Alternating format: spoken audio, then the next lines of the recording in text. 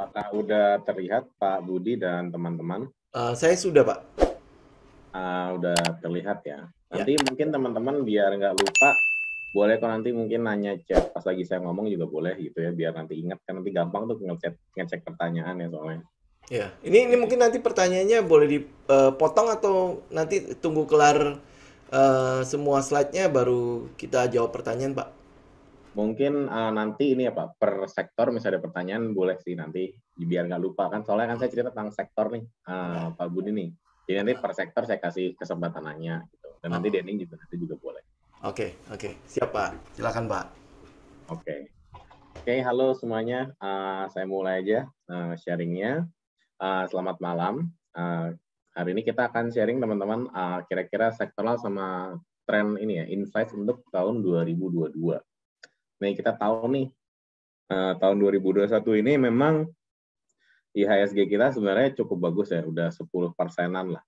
Padahal kita bisa dibilang waktu itu sempat wave kedua cukup parah ya, sampai 50.000 sehari. Dan ada ketakutan tapering dan lain-lain, cuman kita masih udah di level 10%-an gitu kurang lebih.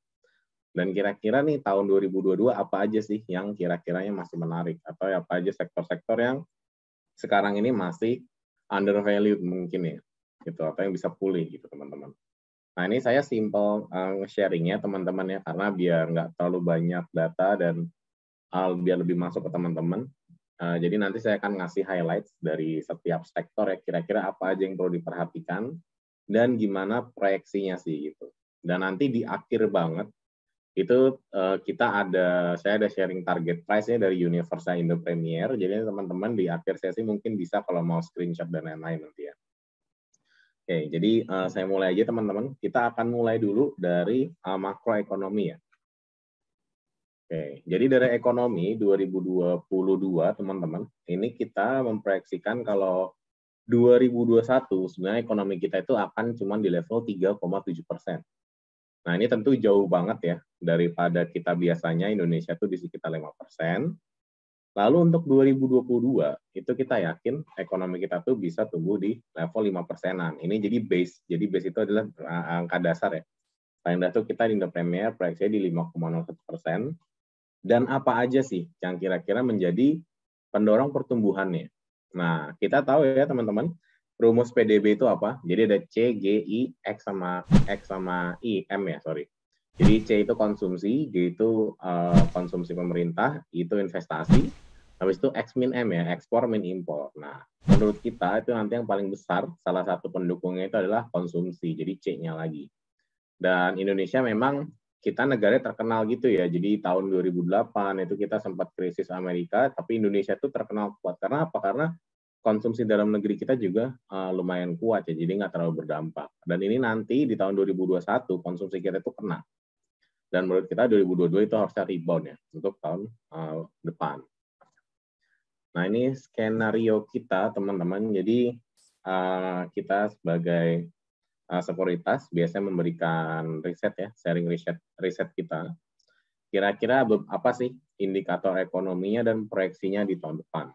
Nah, ini beberapa indikator inti ya, teman-teman. Jadi ada PDB atau GDP growth, lalu ada inflasi, ada BI rate, terus nilai tukar, current account, sama defisit fiskal. Nah, menurut kita, teman-teman Minds, di tahun depan itu kita tadi ada tumbuh 5% dan inflasi mungkin akan cukup tinggi ya di level 2,74%. Nah ini nih kalau inflasi sendiri cukup tinggi ini berarti biasanya aset investasi terbaik untuk saat inflasi tinggi atau naik itu adalah saham. Kenapa? Karena biasanya obligasi itu malah kalau inflasinya tinggi itu nanti akan cenderung turun ya harga obligasi. Itulah kenapa saham ini menurut kita paling menarik ya di tahun 2022. Dan BI rate pun menurut kita tahun 2022 itu mungkin bisa menaikkan suku bunga 2 kali ya. Jadi sekarang kan BI rate itu masih di 3,5 ya teman-teman. Ada potensi nanti ke 4. Jadi biasanya itu BI menaikkan suku bunga sekitar 25 bips ya. Nanti mungkin naik sekitar 50 bips itu biasanya 2 kali tuh dinaikin ya. Dan kalau teman-teman nanti mau nanya soal The Fed dan lain-lain nanti boleh ya habis sesi ini. Terus yang kedua, keempat itu rupiah ya. Jadi rupiah kita itu menurut Indo Premier nanti akan ada rata-rata di harga 14.530.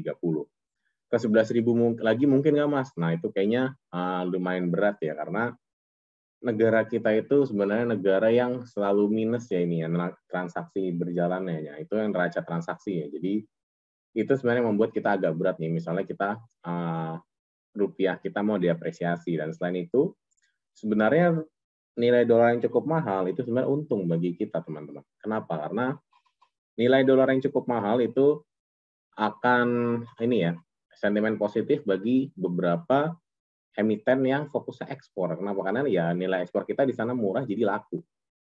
Dan itu membantu perekonomian dalam negeri kita gitu. Jadi nggak selamanya kenaikan dolar yang tinggi itu buruk. Yang buruk itu misalnya ternyata tiba-tiba dolar dari 14.000 ke 20.000 ya, itu jelek. Tapi misalnya dia naiknya perlahan-lahan kayak gini ya menurut saya masih oke ya. Kita jangan teman-teman lihat tuh kayak ntar kayak Turki nih, kan Turki lagi hot banget nih. Sekarang harga mata uangnya dia jeblok banget.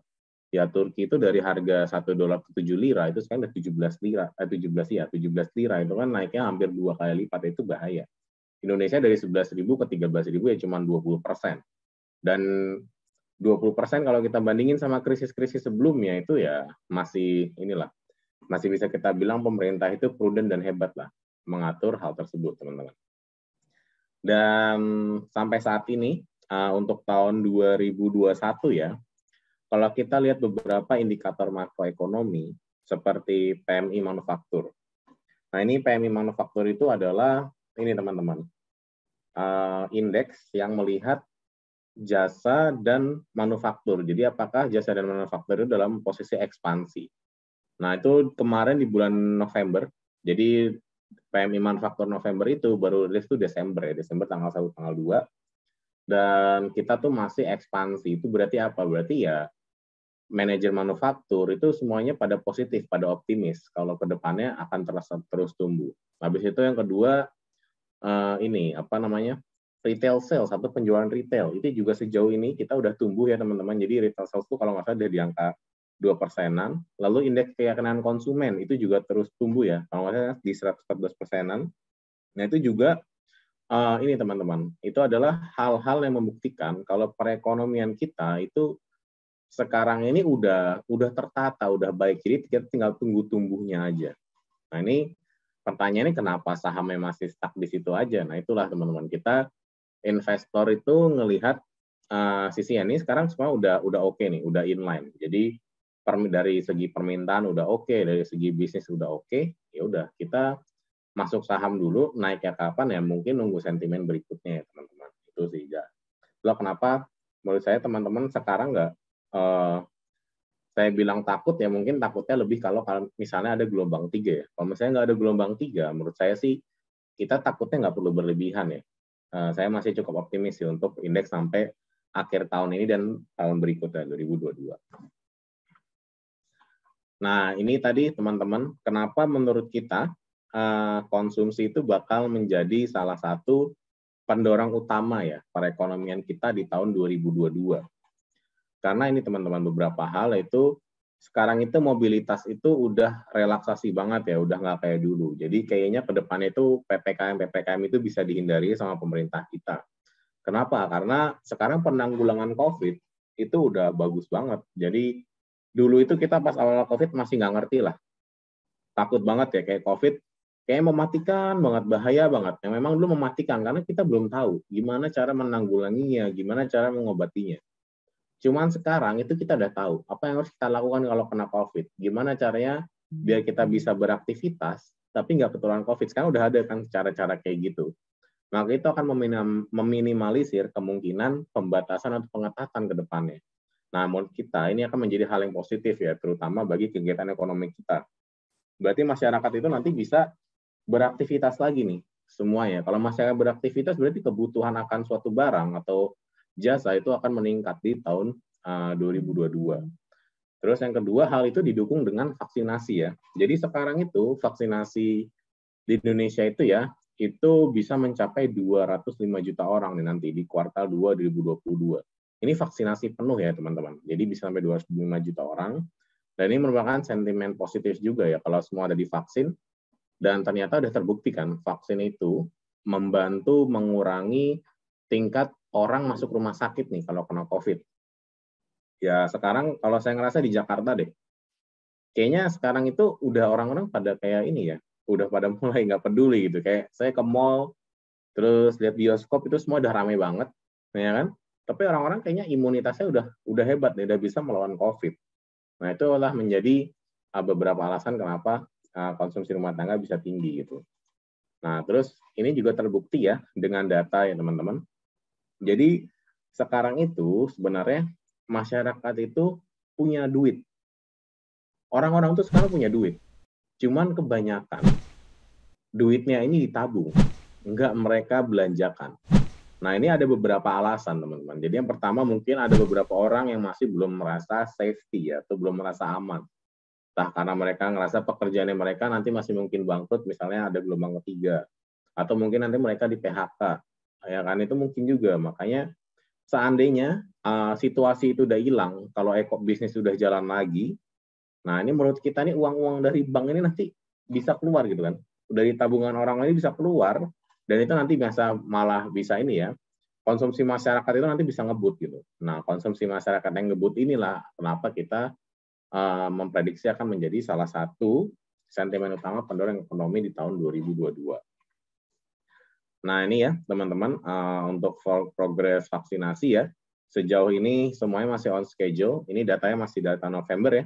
Jadi yang vaksinasi dosis pertama itu November kemarin sudah sampai 140 juta orang ya. Bahkan kalau nggak salah vaksinasi dosis pertama itu udah 80% ke atas ya. Nah, terus untuk vaksinasi dosis kedua itu udah 95 juta orang. Jadi bisa dibilang misalnya Indonesia itu isinya 250 juta orang ya. Jadi yang udah terfull vaksinasi itu sekitar 90 sampai 100 juta. Jadi 25-40%-an itu udah tervaksin, teman-teman. Nah, ini adalah hal yang positif ya bagi kita karena vaksinasi itu terbukti memberikan imunitas terhadap COVID. Dan ini juga kelihatan ya gimana sih mobilitas masyarakat ya di beberapa area. Dan ini memang di area rekreasi. Nah ini teman-teman, rekreasi ini menarik. Jadi dari semua sektor ekonomi itu udah banyak sebenarnya yang rebound-nya. Nah saya bisa sebutin satu-satu sih. Contohnya telekomunikasi itu udah rebound.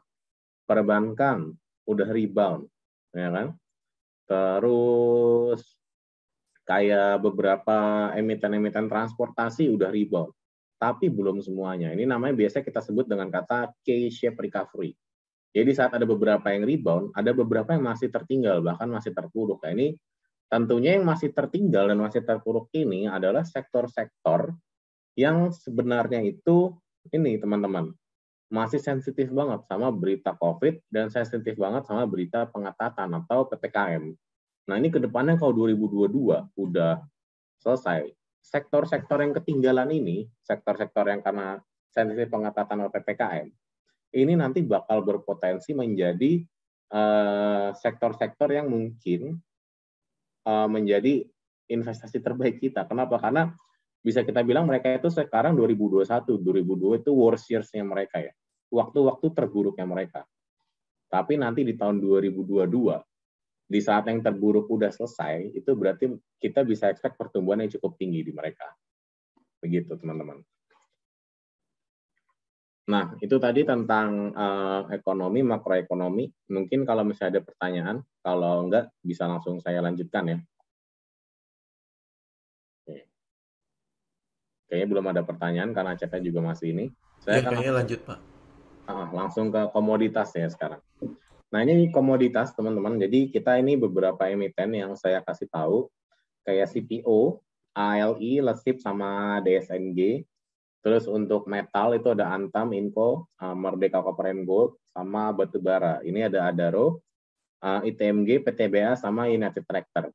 Nah, ini adalah emiten-emiten yang sebenarnya kita cover ya, di cover sama Indo Premier. Jadi kita ada target price-nya untuk beberapa saham ini. Nah, untuk beberapa datanya ini karena saya nggak terlalu lengkap ya, jadi mungkin saya kasih tahu dulu. Untuk CPO teman-teman itu menarik banget. Jadi teman-teman itu harga sekarang itu permintaan CPO itu didominasi oleh dua negara terbesar ya, India sama Tiongkok atau China ya. Nah, jadi selama dua negara ini itu masih tumbuh dan ekonomi nggak ada apa-apa, permintaan akan minyak CPO itu akan terus tumbuh, teman-teman.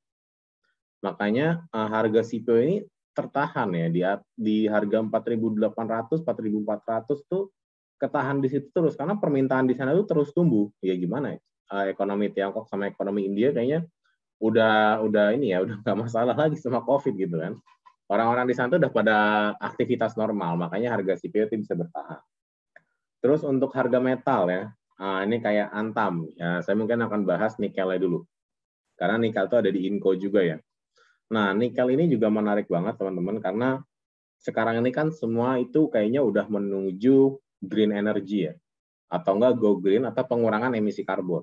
Nah, emisi karbon kita itu paling besar itu dari transportasi salah satunya. Jadi sekarang ini memang salah satu hal yang paling aksi kita yang bisa mengurangi gas karbon itu adalah dengan mengganti emisi karbon yang di mobil-mobil itu dengan baterai-baterai listrik. Nah, ini ke depannya memang untuk nikel itu akan ini ya, akan bagus lah, akan oke outlook-nya. Dan begitu juga dengan supporting metal lainnya seperti timah, tembaga. Kenapa? Karena nikel, timah, tembaga itu semuanya ada di mobil listrik itu. Dan ini kayaknya kita ke depannya akan terus ini ya, akan fokus ke pengembangan mobil listrik ini. Makanya harga-harga komoditas ini menurut kita akan cenderung stabil gitu nanti ke depannya. Dan emiten-emiten ini nanti ya tinggal ini aja sih. Tinggal mengefisiensikan operasionalnya dia, gimana biar nanti ke depannya marginnya mereka itu akan terus membaik ya teman-teman.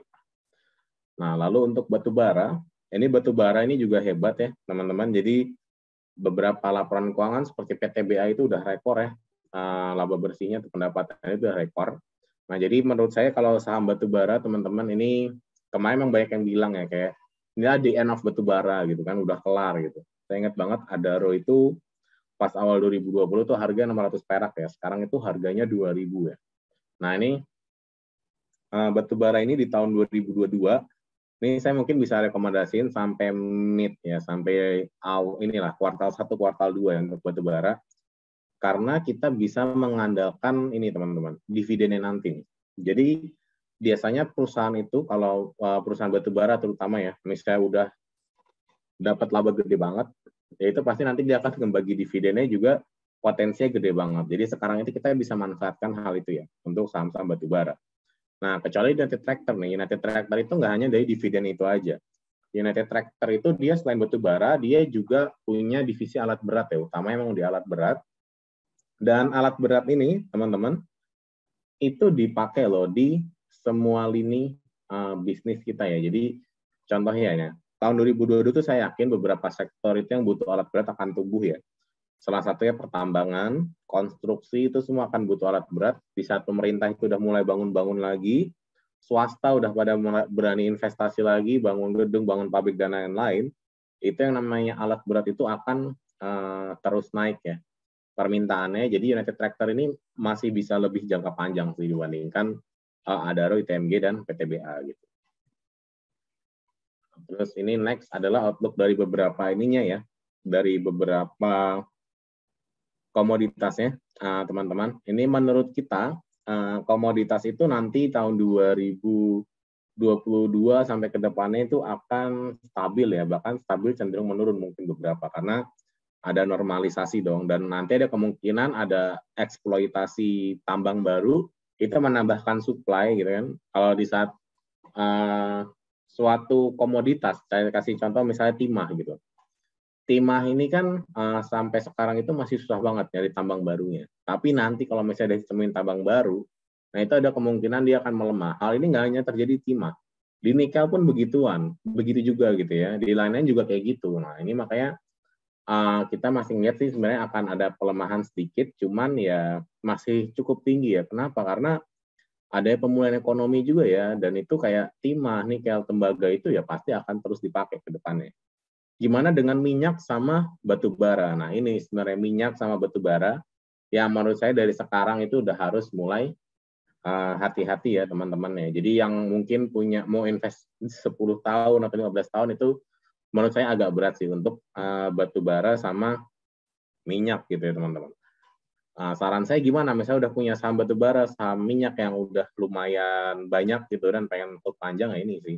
Karena kalau komoditas itu kita nggak bisa hold panjang sih. Jadi saham komoditas itu maksimal 3 tahunan lah menurut saya. Kenapa? Karena commodity cycle, nah ini kan udah ada nih ya, commodity boom sebelumnya, itu hanya bertahan 3 tahun aja. Habis itu harga komoditasnya cenderung menurun.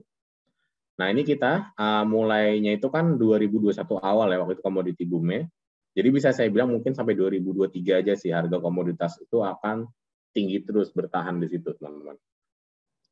Saran saya teman-teman kalau misalnya batu bara dan lain-lain kalau ingin yang lebih sustainable ya, jadi kayak pengen investasi jangka panjang lagi, carilah perusahaan batu bara atau perusahaan energi yang udah mulai shifting ke green energy.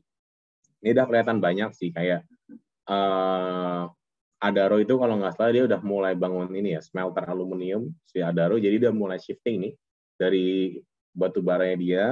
Habis itu kayak PTBA ya, itu sekarang udah pada mulai bangun PLTS. Habis itu dia juga udah mau fokus ke petrochemical ya kalau nggak salah si PTBA ya, karena DMO-nya dia kan, DME ya, DME-nya dia jadi likuidifikasi batu bara. Nah carilah perusahaan-perusahaan batu bara yang suka inovasi kayak gitu, karena mereka ini menurut saya akan bertahan sih ke depannya. Gitu. Nah mungkin kalau nggak ada pertanyaan, jadi langsung saya lanjut aja ya. Oh ini ada pertanyaan nih Ini dari. ada, Pak. Oke, silakan Pak. Oke, ini saya mulai dari ini kalau teknikal nih. TAPG, Pak. Tadi kan baru disebut ahli LSIP sama DSNG ya. TAPG kan induknya nih, kok nggak di cover, Pak? Oh ya, ini memang kalau misalnya dari IPOT sendiri ini kebijakannya kita kalau di cover pun kita ini ya nggak bisa semuanya di cover gitu sih, cuman beberapa aja yang mungkin secara market cap juga oke gitu kan. Habis itu yang kedua juga secara ini juga lumayan besar gitu. Biasanya kayak gitu sih kita. Oh, Kalau untuk kondisi TAPG bukannya sekarang jadi induknya DSNG, Pak? ya jadi tapi kita fokusnya lebih ke DSNG. Biasanya ini masalah likuiditas juga sih Pak. Oh, oke. Kalau untuk itu. Jadi apakah transaksi di saham itu juga ini juga banyak juga itu biasanya kita lihat-lihat juga sih Pak. Salah Oke. satu pertimbangannya. Oke. Yang kedua, Pak, kalau ambil satu pilihan terbaik untuk CPO dan batu bara, pilih yang mana, Pak? Nah ini ya teman-teman kalau untuk CPO dan batu bara ini berarti kita mau lihatnya dari hari ini kan. Nah ini nanti kita mungkin secara target price biar lebih mudah ya teman-teman, itu nanti bisa lihat di akhir sesi ini nanti saya akan ngasih target price nih Pak. Jadi Oke. bisa cari yang paling tinggi gitu Pak. Oke, berarti tungguin ya. Ini sih udah nggak bisa masuk sih, udah full house. Jadi teman-teman tungguin kalau kalau sampai keluar, ya mungkin nggak bisa masuk lagi kali ya. Tadi mungkin ini ada pertanyaan Pak, Tins gimana Pak? Tadi kan ada ngomongin soal Tima juga kan? Hmm. Nah ini kalau misalnya teens, ini juga menurut kita sih akan ini ya Pak, akan terus membaik ke depannya. Apalagi pemerintah itu kan berencana ini ya Pak ya, nanti itu kayak smelter gitu-gitu, apa namanya? Mereka itu nggak bisa lagi namanya ekspor ini berat ya Pak. Apa namanya? Sorry, nggak bisa Bahan lagi mentah. smelter, nggak bisa lagi biji ya, biji Oh timah, iya iya. biji nggak boleh. Dan tins ini tuh udah mulai bangun smelter aluminium nih Pak. Jadi nanti dari hulu sampai hilir itu semuanya tins. Nah ini menurut kita akan bagus sih, cuman kita nggak nge-cover nih kalau untuk si tins sendiri gitu Pak. Oh, kalau Indi gimana Pak untuk batu bara? Oke. Indi ini juga kita lihat lumayan menarik ya Pak. Kemarin itu kalau nggak salah Indi itu terakhir newsnya ada apa ya? Saya lupa. Nah, cuman kelemahannya Indi itu ini teman-teman yang mungkin harus hati-hati ya, itu karena sahamnya itu nggak bisa dibilang nggak liquid sih, cuman dia itu agak lebih sensitif lah. Tapi selama permintaan energi dan lain-lain itu masih oke, seharusnya ini masih menarik ya Pak, depannya untuk investasi gitu Pak. Oh, kalau nggak salah terakhir ada ini ya, perpanjangan soal konsesi tambangnya juga Indi kena ya, Kideko-nya sih ya, juga kena ya. Iya ya, kalau nggak salah kena benar. Tak itu saya lupa apa ya, apanya gitu Indi kemarin. Oh, oke. Oke, nah ini ada pertanyaan lagi Pak mengenai Antam. Ini mungkin hubungannya sama nikel kali ya. Antam itu kan sideways lama banget tuh. Apa mungkin valuasinya udah terlalu tinggi? Oke, kalau untuk valuasi terlalu tinggi menurut saya, menurut kita sih nanti kan ada nih di akhir itu belum terlalu tinggi untuk Antam. Cuman memang ini sekarang lagi nunggu itu sih Pak, IBC dan lain-lain itu bergerak Ya. banget. Karena Antam itu sebenarnya masih berharap di situ Pak. Seandainya nanti kayak Indonesia Battery Company ya teman-teman, IBC itu udah mulai bergerak, udah mulai ada, harusnya sih Antam ini akan ini ya menjadi salah satu juaranya lah. Dan kayaknya sih untuk beberapa perusahaan nikel ini saya lihat nih memang nanti mungkin awal-awal Januari itu baru mulai ini sih, baru mulai ada pergerakan sih kayaknya. Oke. Apa pabrik baterainya jadinya kapan ya, Pak? Ada datanya nggak? Itu kita belum ada sih Pak kalau untuk data tersebut. Oh, oke. Kapan? Oke, nah ini lanjut ke CPO, Pak. Ini upsize mungkin nanti di akhir sesi ya, Pak ya? Iya, jadi nanti kita semuanya ada teman-teman, nanti target price-nya semuanya ada upside. Oke. Tinggal teman-teman nanti boleh di screenshot kok di akhirnya. Oke, jadi siap-siap ya kamera ya, teman-teman ya. Oke, ini ada pertanyaan ini panjang sekali. Ini kayaknya diborong satu sendirian nih. Sudah lewat sektornya, saya mau nanya apa yang membuat Indonesia cukup optimis terkait COVID tahun 2022. Bahkan Q2 sudah hampir vaksinasi 200 juta lebih. Sedangkan kita melihat tingkat yang Eropa, tingkat vaksinasi mereka tinggi, tapi dan mereka cenderung memakai vaksin yang efektivitas ini mungkin efikasi kali di atas 90% lebih, namun kebobolan juga. Apalagi dengan adanya varian Omicron ini, Pak. Kira-kira Oke. apa sih yang membuat Indonesia cukup optimis gitu? Nah, ini memang ya beberapa mungkin mengira kalau Omicron ini sebenarnya masih merupakan ancaman yang berat ya. Cuman ini data dari ini ya Pak, Afrika Selatan yang terbaru ya. Hmm. Jadi pas Delta itu awal ada Delta, itu mereka dalam 2 sampai 3 hari itu rumah sakit itu naik 20% gitu okupansinya. Sedangkan pas Omicron ini yang masuk rumah sakit itu cuma 1,9%, padahal yang namanya ini ya kenaikan kasus itu tinggi banget. Nah, ini merupakan salah satu bukti kalau misalnya Omicron ini memang lebih cepat menyebar, tapi gejalanya itu enteng Pak. Nah, ini yang sekarang ini beberapa ekonom dan lain-lain itu memperkirakan ya kalau misalnya Omicron ini ahli kesehatan lah itu bisa menjadi endemis nanti. Jadi nanti kayak flu aja teman-teman. Flu kan pasti banyak yang kena kan, cuman ya nggak ada yang ke rumah sakit lagi gitu. Jadi udah lebih aman lah, lebih jinak. Nah, ini harapan kita memang hanya di situ sih. Berharap kalau misalnya Omicron ini akan menjadi varian terakhir yang membuat endemi itu, Pak. Ya, oke. Oke, nah pertanyaan terakhir untuk sesi ini Pak. Karena minyak ke depannya nggak bagus, makin murah, produk turunannya petrokimia gimana Pak? Nah, ini ya, petrokimia ini memang agak ini ya, agak tricky juga, Pak. Jadi untuk petrokimia kan ada banyak banget ya produknya ya. Jadi entah ada yang bisa jadi plastik, ada yang jadi apa gitu, teman-teman. Nah, ini kalau misalnya kita sendiri kan nggak nge-cover nih, Pak, petrokimia ya. Ya. Cuman seharusnya sih produk-produk tersebut akan semakin murah ya. Jadi mungkin nanti ada penipisan margin. Jadi saran saya sih kalau saya lihat kecenderungan ya Pak, kayak saya cuma nggak tahu plastik sih, seindustri plastik sendiri. Mungkin kalau misalnya turunannya gitu, petrokimia itu lebih fokus yang ke hulunya. Kenapa? Karena hilirnya itu kayaknya nanti akan udah berat sih. Fungsinya lah. Jadi kayak misalnya petrokimia nanti mungkin fokus kayak ke TPIA gitu-gitu Ya. yang lebih ini ya Pak. Yang bikin raw produknya itu nanti akan lebih bagus sih prospeknya. Dibandingkan kayak emiten-emiten yang udah jadiin barang jadi itu akan lebih berat menurut kita. Menurut saya sih. Karena kita nggak cover nih Pak. Oke, oke. Petrokimia. Oke, itu pertanyaan terakhir Pak. Berarti Oke, silakan lanjut nah lagi kita Pak. berarti lanjut ya. Ya, silakan Oke, Pak. ke konstruksi. Nah ini konstruksi ini kita baru nge-cover tahun ini ya. Jadi kita menambah konstruksi di coveran Indo Premier. Itu kita ada Adikarya, PTPP, Wika, sama Waskita ya, teman-teman ya. Nah, ini kenapa kita ngerasa konstruksi ini cukup menarik ya ke depannya. Karena perkiraan kita tuh emiten konstruksi itu bisa tumbuh sekitar 13%-an nih secara CAGR ya. Jadi setiap tahun itu kontraknya itu bisa naik 10-13% gitu ya. Dari tahun 2020 sampai 2024. Habis itu yang kedua SWF. Nah, ini SWF ini bisa ngebantu merelaksasikan beban hutangnya para kontraktor ini, teman-teman. Jadi kalau misalnya kontraktor ini kan masalah gini, dulu itu sama pemerintah kita disuruh bikin gede-gedean ya. Kayak misalnya Wika, Waskita gitu disuruh bikin tol gede-gedean, tapi aset mereka masih kecil, makanya mereka berhutang. Ya kan, udah kayak gitu, ternyata tolnya itu harus akhirnya mereka yang ngelola, karena dijual nggak laku kan, teman-teman. Nah, ini yang menjadi masalahnya mereka. Jadi, beban hutang mereka di saat ingin membuat ini dan nggak dijual, itu gede banget. Kalau nggak salah itu si Wika atau Waskita itu beban hutangnya doang sampai 2 triliunan ya, kalau nggak salah. Itu untuk bayar utang doang loh, itu udah berat banget.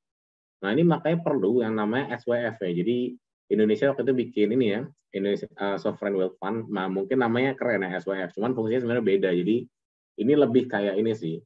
Suatu badan yang ngumpulin duit dari investor luar, terus nanti duitnya itu dikelola sama dia. Jadi, beda sama SWF yang lain ya. Kalau SWF yang lain kan lebih kayak negaranya itu secara neraca itu kan plus mulu ya, surplus terus. Akhirnya duit surplusnya dipakai mereka untuk investasi di negara lain. Kalau di tempat lain kayak gitu. Kalau di Indonesia itu beda fungsi SWF sebenarnya. Nah, ini menurut kita akan berdampak positif sih bagi beberapa emiten-emiten konstruksi ini, teman-teman. Jadi kayak contohnya ya, kayak tadi Waskita, misalnya dia bisa ngejual tolnya, dia bisa ngelunasin hutangnya beberapa, ya nanti beban hutang dia nggak akan segede seperti sekarang ya. Jadi itu sih beberapa poin pentingnya sih untuk SWF. Nah, menurut kita juga ROE-nya ini akan pulih ya secara bertahap nanti ke depannya. Apalagi kayaknya nih pemerintah ini nanti bisa ngegenjot lagi ya infrastruktur, karena setelah 2 tahun ini kan terpangkas terus ya karena butuh disalurkan ke kesehatan. Dan nanti kalau swasta juga udah mulai berani membangun lagi, harusnya ada perbaikan sih dari sisi kontraknya sendiri.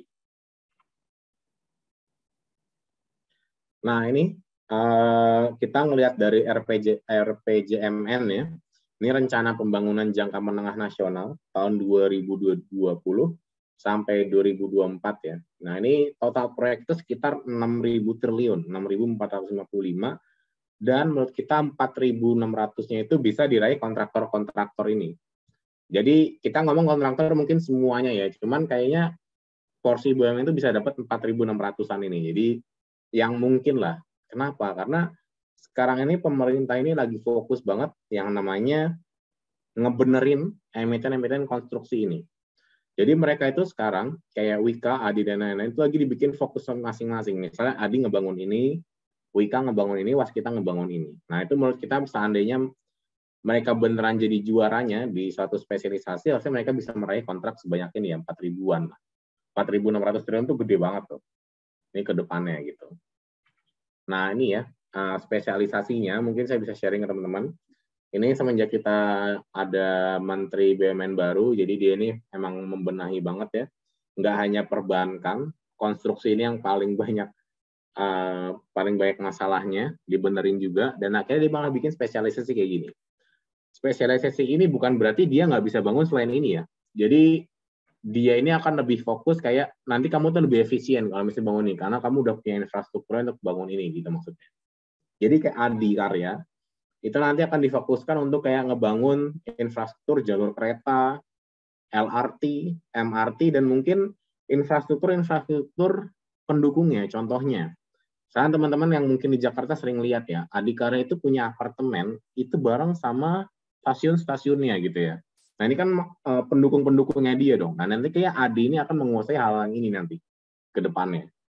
Dan kita tahu misalnya nanti MRT, LRT itu sukses ya di Jakarta, ya mungkin ada kota besar lain yang mungkin akan meniru Jakarta juga ya. Gitu. Habis itu PTPP. Nah, ini nanti PTPP akan fokus ke bangunan seperti pelabuhan, terus bandara, dan energi baru terbarukan. Energi baru terbarukan itu apa? Ya itu banyak sih, kayak solar surya, terus kayak bikin bendungan, terus pokoknya yang terkait dengan listrik itulah, penghasil energi lah, dia lebih kayak gitu. Karena WSKT juga ada nih, infrastruktur perairan nanti. Habis itu yang ketiga itu Wika. Ini fokus ke EPC atau industri ya, jadi dia itu kayak manufaktur, pabrik-pabrik kimia, semua itu nanti akan difokuskan ke Wika nih ke depannya. Jadi kayak bikin kilang minyak, itu semua nanti akan fokusnya semua ke Wika. Pokoknya terkait industri, zona ekonomi eksklusif, zona perindustrian, itu semua nanti akan ke Wika. Nah, itu jadi pemerintah ini pengen bikin kayak gini. Kenapa? Karena sekarang ini ngelihat kayak semua kontraktor itu kok saling sikut-sikutan gitu ya. Padahal sama-sama teman, sama-sama BUMN gitu kan. Bukannya saling apa ya, saling punya kelebihan masing-masing biar punya karakter atau khas masing-masing, malah jadi nggak jelas, semuanya kayak palu gada gitu. Nah, ini yang mau dibenerin. Makanya dibutuhkan spesialisasi kayak gini. Nah, nanti waskita ini fokusnya akan ngebangun bendungan, terus infrastruktur perairan itu nanti akan waskita semuanya gitu nanti. Nah, ini menurut saya, ini yang nanti ke depannya akan membuat BUMN konstruksi itu akan menarik lagi gitu. Dan ini sih harusnya ini ya berita bagus ya untuk teman-teman yang mungkin megang konstruksi ini sekarang udah dibenerin nih. Semoga kedepannya sih bisa berbuah bagus lah untuk MNM konstruksi ini. Jangan sampai BUMN konstruksi kayak itu kayak Garuda Indonesia sekarang ya, karena kan udah ini ya, kemarin infonya kan dari bursa juga ada potensi delisting kan kemarin katanya. Nah, itu mungkin untuk konstruksi. Oke, kita cover beberapa pertanyaan dulu sih Pak. Ini waskita yang utangnya gede ini berarti tadi terjawab ya. Mungkin akan di cover dari SWF sama apa namanya diversifikasi jalan tolnya ya. Benar Pak. Jadi itu salah satu harapan utama sih Pak. Jadi memang waskita itu kan fokusnya saya di konstruksi ya Pak. Saya itu dia pas jual jalan, itu jalannya nanti dibeli gitu sama jasa marga atau yang lain. Tapi nggak ada yang mau beli, makanya dia berat di situ kan. Apalagi dia kan bukan perusahaan yang fokus di situ ya, itu pasti secara cost pun nggak efisien kan Pak. Nah ini terjadi juga sebenarnya di semuanya, nggak hanya si waskita sih. Dan nanti kalau ada SPF udah bisa ini harusnya oke sih, hutangnya bisa dikurangi, jadi beban bunganya dia juga nggak gede. Oke, mungkin pertanyaan dari saya kali Pak. SWF itu kan kemarin kan Omnibus Law-nya itu kan disuruh revisi sama MK ya. Itu kan Benar. berarti pengaruh juga ke SWF karena SWF kan dibentuk karena undang-undang ini kan Pak. Ini gimana? Benar. Kira-kira revisinya bakalan kelar nggak ya 2 tahun tuh? Nah ini kemarin udah diafirmasi sih Pak sama Presiden Jokowi langsung ya. Jadi dia bilang dia disuruh revisi, cuman semua poin-poin itu masih berlaku sih.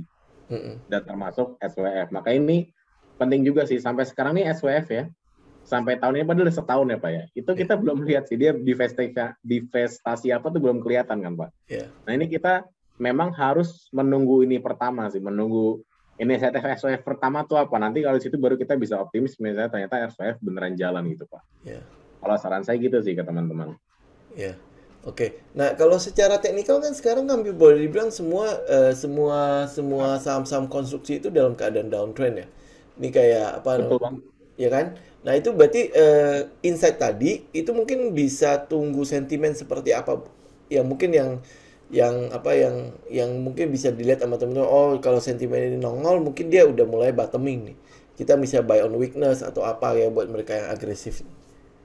Oke. Nah, ini biasanya Pak. Ini sebenarnya di kuartal 4 itu, laporan keuangan kuartal 4 itu biasanya kontrak-kontrak itu paling banyak ditulis di situ Pak. Jadi ini kebiasaan banget ya perusahaan-perusahaan konstruksi, itu di kuartal 4 tuh nanti tiba-tiba laporan keuangan jebret, kontraknya ada semua di situ. Nah itu nanti sebenarnya ada potensi sih Pak, pas awal-awal tahun laporan keuangan keluar, dia bisa jadi ini apa namanya, reversal di situ. Apalagi ternyata kalau SVF-nya lanjut sih Pak, kalau secara tren. Tapi kalau story sih saya lebih yakin sebenarnya karena yang kuartal 4 tadi itu lebih ke siklus, jadi mungkin nggak akan jangka panjang ya Pak. Tapi mungkin lebih fokus nanti ke SWF. Kalau misalnya ternyata SWF udah beli tol yang ini, tol yang itu baru, menurut saya itu udah baru benar-benar optimis banget nanti. Oke. Terus 2022 ini kan harusnya timelinenya untuk ibu kota negara kan 2024 nih. Ini kira-kira ada pengaruh nggak ke apa namanya ke konstruksi Pak? Nah itu kalau misalnya dari kita sih itu termasuk sih Pak sampai 2024 itu timelinenya RPJPN itu salah satunya itu juga sih Pak karena yang 40 triliun tadi ya Pak? 4.000 triliun tadi ya? Benar, yang tadi. Oke, berarti ini kurang lebih sentimen-sentimen yang perlu kita tunggu lah ya, kayak apa ya kita bilang success story yang mungkin yang nanti akan berurutan nongol di konstruksi ya Pak ya. Benar, jadi ini bisa jadi turnaround story semua sih Pak nanti Pak. Oke, ini nggak cover yang swasta Pak? Yang swasta kita nggak nge-cover Pak. Itu lebih ke kebijakan dari ini sih Pak, dari tim sananya gitu soalnya. Iya. Terus ini mungkin saya boleh tanya sedikit Pak. Ini kalau ibu kota negara baru yang baru yang akan dibangun ini kira-kira kontraknya mungkin dapat nggak swasta atau semua akan dilempar ke BUMN? Nah, kalau misalnya itu saya belum dapat info sih, Pak. Jadi untuk terkait hal teknis itu nanti mungkin bisa sih saya cari tahu dulu, cuma sampai sekarang kita belum ada ke sana nih. Oke, oke. Ini ada pertanyaan satu lagi. Kalau WG anaknya si Wika itu Pak? Ya ini kita soalnya kalau misalnya untuk apa ya? Kalau untuk beberapa yang di cover atau tidak, mungkin saya nggak bisa jawab ya, karena itu kan Eh, kebijakan perusahaan juga tuh, Pak. Oh, Jadi oke, untuk oke. kenapa nggak masuk itu kita belum bisa jawab sih. Cuman kalau misalnya WG kira-kira oke nggak untuk investasi itu? Jadi dari sektornya aja kan udah menarik ya, dari Hmm, bapaknya gitu kan, mungkin udah hmm, menarik gitu kan, ya, dari induknya. Itu harusnya anak-anak itu juga bisa kecipratan sih, Pak. ya, oke. Apalagi WG khusus bangunan lagi ya. Benar, benar. Dan itu tadi teman-teman ya, jadi spesialisasi itu bukan berarti dia nggak bisa bangun yang lain. Eh, Cuma nanti mungkin difokuskan misalnya ternyata ada proyek apa gede, ya nanti si PTPP aja yang maju. Atau ada proyek gede nanti BUMN yang WIKA aja yang maju gitu. Nanti mungkin lebih ke kayak gitu sih. Oh, oke, oke, oke Pak, lanjut Pak. Oke, nah ini sekarang emiten retail. Jadi kita retail tuh ada ASUS sama AMRT, sedangkan untuk retail itu ada Ralph, PPF sama MAPI. Ini kayaknya harus ada MPPA juga deh, coba kita lihat nanti ya. Oke, nah ini teman-teman untuk retail, ini sebenarnya 2020 sampai 2021 ini bagus ya. Mereka itu jadi terpaksa bikin inovasi ya, digitalisasi, dan di tahun 2022 itu setelah mereka digitalisasi sukses, offline-nya udah bisa jalan lagi ya. Itu harusnya jadi sentimen positif. Jadi awalnya nih 2019 2020 sebelumnya itu mereka cuma dapat pendapatan dari offline aja, ya kan? Terus 2020 2021 offline-nya mati, dia bikin digital, dia bikin online. 2022 online-nya hidup, ya kan? Offline-nya juga hidup. Jadi harusnya lebih bagus sih di 2022 ya. Dan itu tadi menurut kita daya beli masyarakat yang udah pulih gitu ya, terus konsumsinya mungkin akan melonjak ke depannya, itu sih jadi sentimen positif juga sih untuk si retail sendiri gitu. Nah ini ya, ini dari beberapa emiten retail, ini dari proyeksi kita ya Pak dan teman-teman. Ini kita proyeksiin sih ke depannya akan semakin membaik ya. Jadi ini ada Ralph, ada LPPF, sama ada MAPI gitu.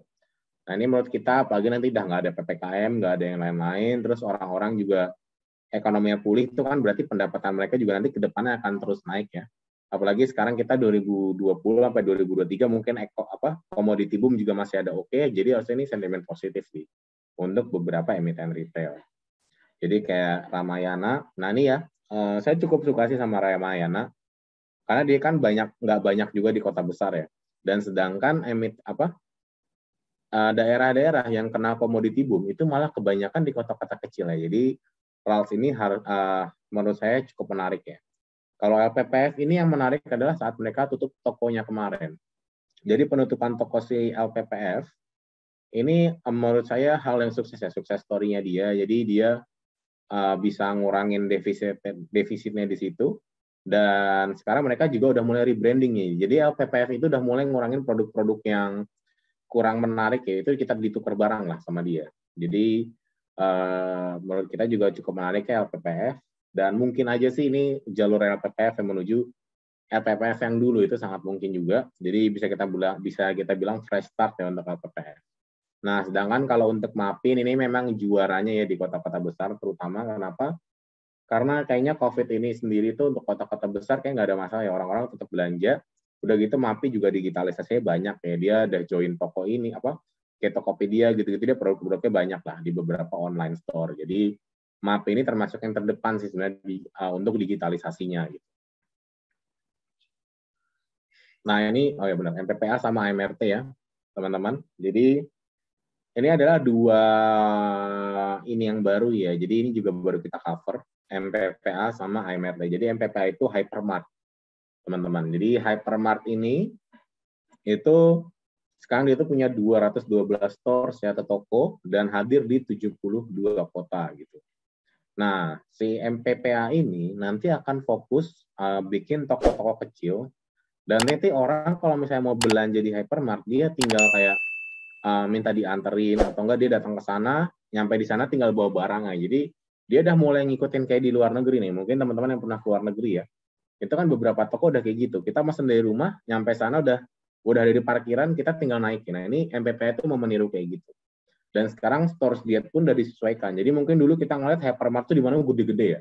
Nah ini nanti dia akan menyesuaikan. Jadi store itu nggak terlalu gede, tapi banyak. Dan ini emang nanti sekitar pengantaran dia itu kalau nggak salah sekitar radius 10-12 km itu nanti akan free dan lain-lain sih. Itu untuk si MPPA. Nah, sedangkan kalau untuk AMRT ya ini juara sih Alfamart ya. Siapa sih di sini yang nggak pernah lihat Alfamart ya? Jadi AMRT ini sekarang udah punya 18.000 store ya, di seluruh Indonesia. Dan ini menurut saya sih Alfamart ini salah satu store yang sukses itu kayak Lawson sama Dandan ya. Karena di kota-kota besar tuh orang-orang tuh sekarang misalnya nih dia kayak lupa sarapan atau lupa makan itu pada ke Lawson, pada ke Dandan gitu ya. Semuanya kayak gitu. Dan store-nya sih sama ya untuk MPPA sama MRT. Ini semuanya lagi fokus ke online platform. Jadi mereka kerja sama Gojek, kerja sama Grab, sama Grab Bike gitu. Biar orang-orang tuh bisa one click shopping ya. Jadi dia mau belanja itu udah di rumah aja. Nanti store-store ini sebagai gudang gitu kan. Istilahnya sebagai gudang lah. Jadi orang mau belanja apa, tinggal belanja ini tinggal diantar dari gudangnya. Padahal dia itu toko, tapi bisa berfungsi sebagai gudang juga. Inilah salah satu disrupsi digital sekarang sih untuk retailer ya. Jadi menariknya itu, si Alfamart mungkin saya bisa cerita dikit, itu di tahun 2020 di saat orang-orang itu pada nggak mau ke mall, itu orang-orang belanja dari Alfamart karena mereka merasa mungkin lebih aman ya untuk Alfamart. Saya nggak ke tempat ramai, itu makanya AMRT ini kemarin cukup bagus juga ya laporan keuangannya dia sampai sekarang juga. Dan menurut saya sih barangnya bagus juga sih untuk si AMRT. Oke, mungkin itu aja nanti teman-teman untuk yang retail. Kalau ada pertanyaan. Iya. Tadi yang online-nya kok nggak ada Bukalapak ya, Pak? Ya, kita buka lapak ada, cuman ini nanti mungkin di akhir bisa saya sharing sih beberapa target price. Oke. Oke, ini ada beberapa pertanyaan. Tadi kan ada apa yang retail, kok era nggak masuk ya, Pak? Ya, kita nggak nge-cover soalnya, Pak. Jadi ini saya lebih apa ya, yang saya sharing di sini lebih di cover sih, Pak, sama Indo Oh, Premier. oke. Nah, ini mungkin jadi pertanyaan, Pak. Eh, Indo Premier cover emiten yang disebutkan, itu yang di cover itu kurang lebih kriterianya seperti apa ya, Pak? Wah, kalau itu saya kurang tahu sih, Pak, biasanya kriterianya kayak apa sih. Oh, oke. Iya, itu lebih ke ini perusahaan sih, Pak, bukan di kitanya juga. Oke. Nah, saham-saham Northstar bisa dibahas nggak, Pak? Saham-saham Northstar itu yang ini yang Northstar ya, Pak. Kita Ya. juga ini sih, Pak. Saya kurang paham sih kalau untuk yang saham-saham Northstar itu apa aja. Oh, oke, oke. Nah, retail MAPI masuk, mapanya nggak di cover, Pak? Ya, Mungkin kita nggak terlalu nggak liquid kali ya. cover, iya kita nggak cover mapinya aja. Oke, tapi kalau misalnya secara likuiditasnya juga mapa nggak terlalu liquid sih ya. Iya benar. Jadi sebenarnya sih Pak, kalau misalnya kita sih, kalau teman-teman lihat mungkin ya sekuritas gitu, biasanya dia nggak cover mungkin yang ini sih Pak, yang liquid juga karena itu salah satu ininya apa ya. Kalau dia nggak liquid ya nggak ada transaksi di situ gitu kan, dan itu Iya, biasanya jangan di cover juga sih. iya betul, Pak. Nah, untuk tadi kan di-share yang rewardnya terus, Pak. Yang risk-nya ada itu nggak, Pak? Bisa di-share nggak yang buat sektor retail? Kira-kira Nah, risk-nya, ancamannya kira-kira kalau sektor retail itu seperti apa? kalau misal untuk ancamannya sektor retail sih kalau sampai sekarang di report kita itu hanya ini sih Pak, hanya gelombang ketiga gitu-gitu sih Pak. Tapi kan kita lihat kayak gelombang ketiga itu udah risk-nya udah agak off ya Pak kalau Ya. untuk retail-retail itu. Oke. Oke, ini ada yang kelewat nih Pak katanya. Tadi waktu di awal dijelaskan kalau jika tingkat inflasi tinggi, BI rate tinggi, maka obligasi jadi nggak menarik. Atau lebih cenderung beralih ke saham. Alasannya apa? Nah, ini teman-teman. Jadi di saat teman-teman beli obligasi sekarang, itu misalnya ya, sekarang suku bunga BI kan 3,5% teman-teman. Saya mungkin ceritain secara logisnya aja langsung. Ya. 3,5%. Nah, misalnya ternyata obligasi itu ngikutin suku bunga BI 3,5% juga misalnya. Tahun depan suku bunga BI naik jadi 4,5% teman-teman. Nah, teman-teman kira-kira nih teman-teman yang lain itu akan ngejual obligasi yang 3,5% nggak sih? Dan dia beli yang 4,5% nanti di atas karena bunganya lebih tinggi kan ke depannya. Nah inilah alasannya kenapa obligasi itu di saat suku bunga cenderung naik itu nggak menarik. Justru bakal dibuangin. Kenapa? Karena investor itu berekspektasi ke depannya suku bunga kan lebih tinggi kok. Ya udahlah, saya lepas barang saya yang lama, saya nanti beli aja yang baru di beberapa tahun kemudian. Gitu sih Pak, gampangnya. Ya.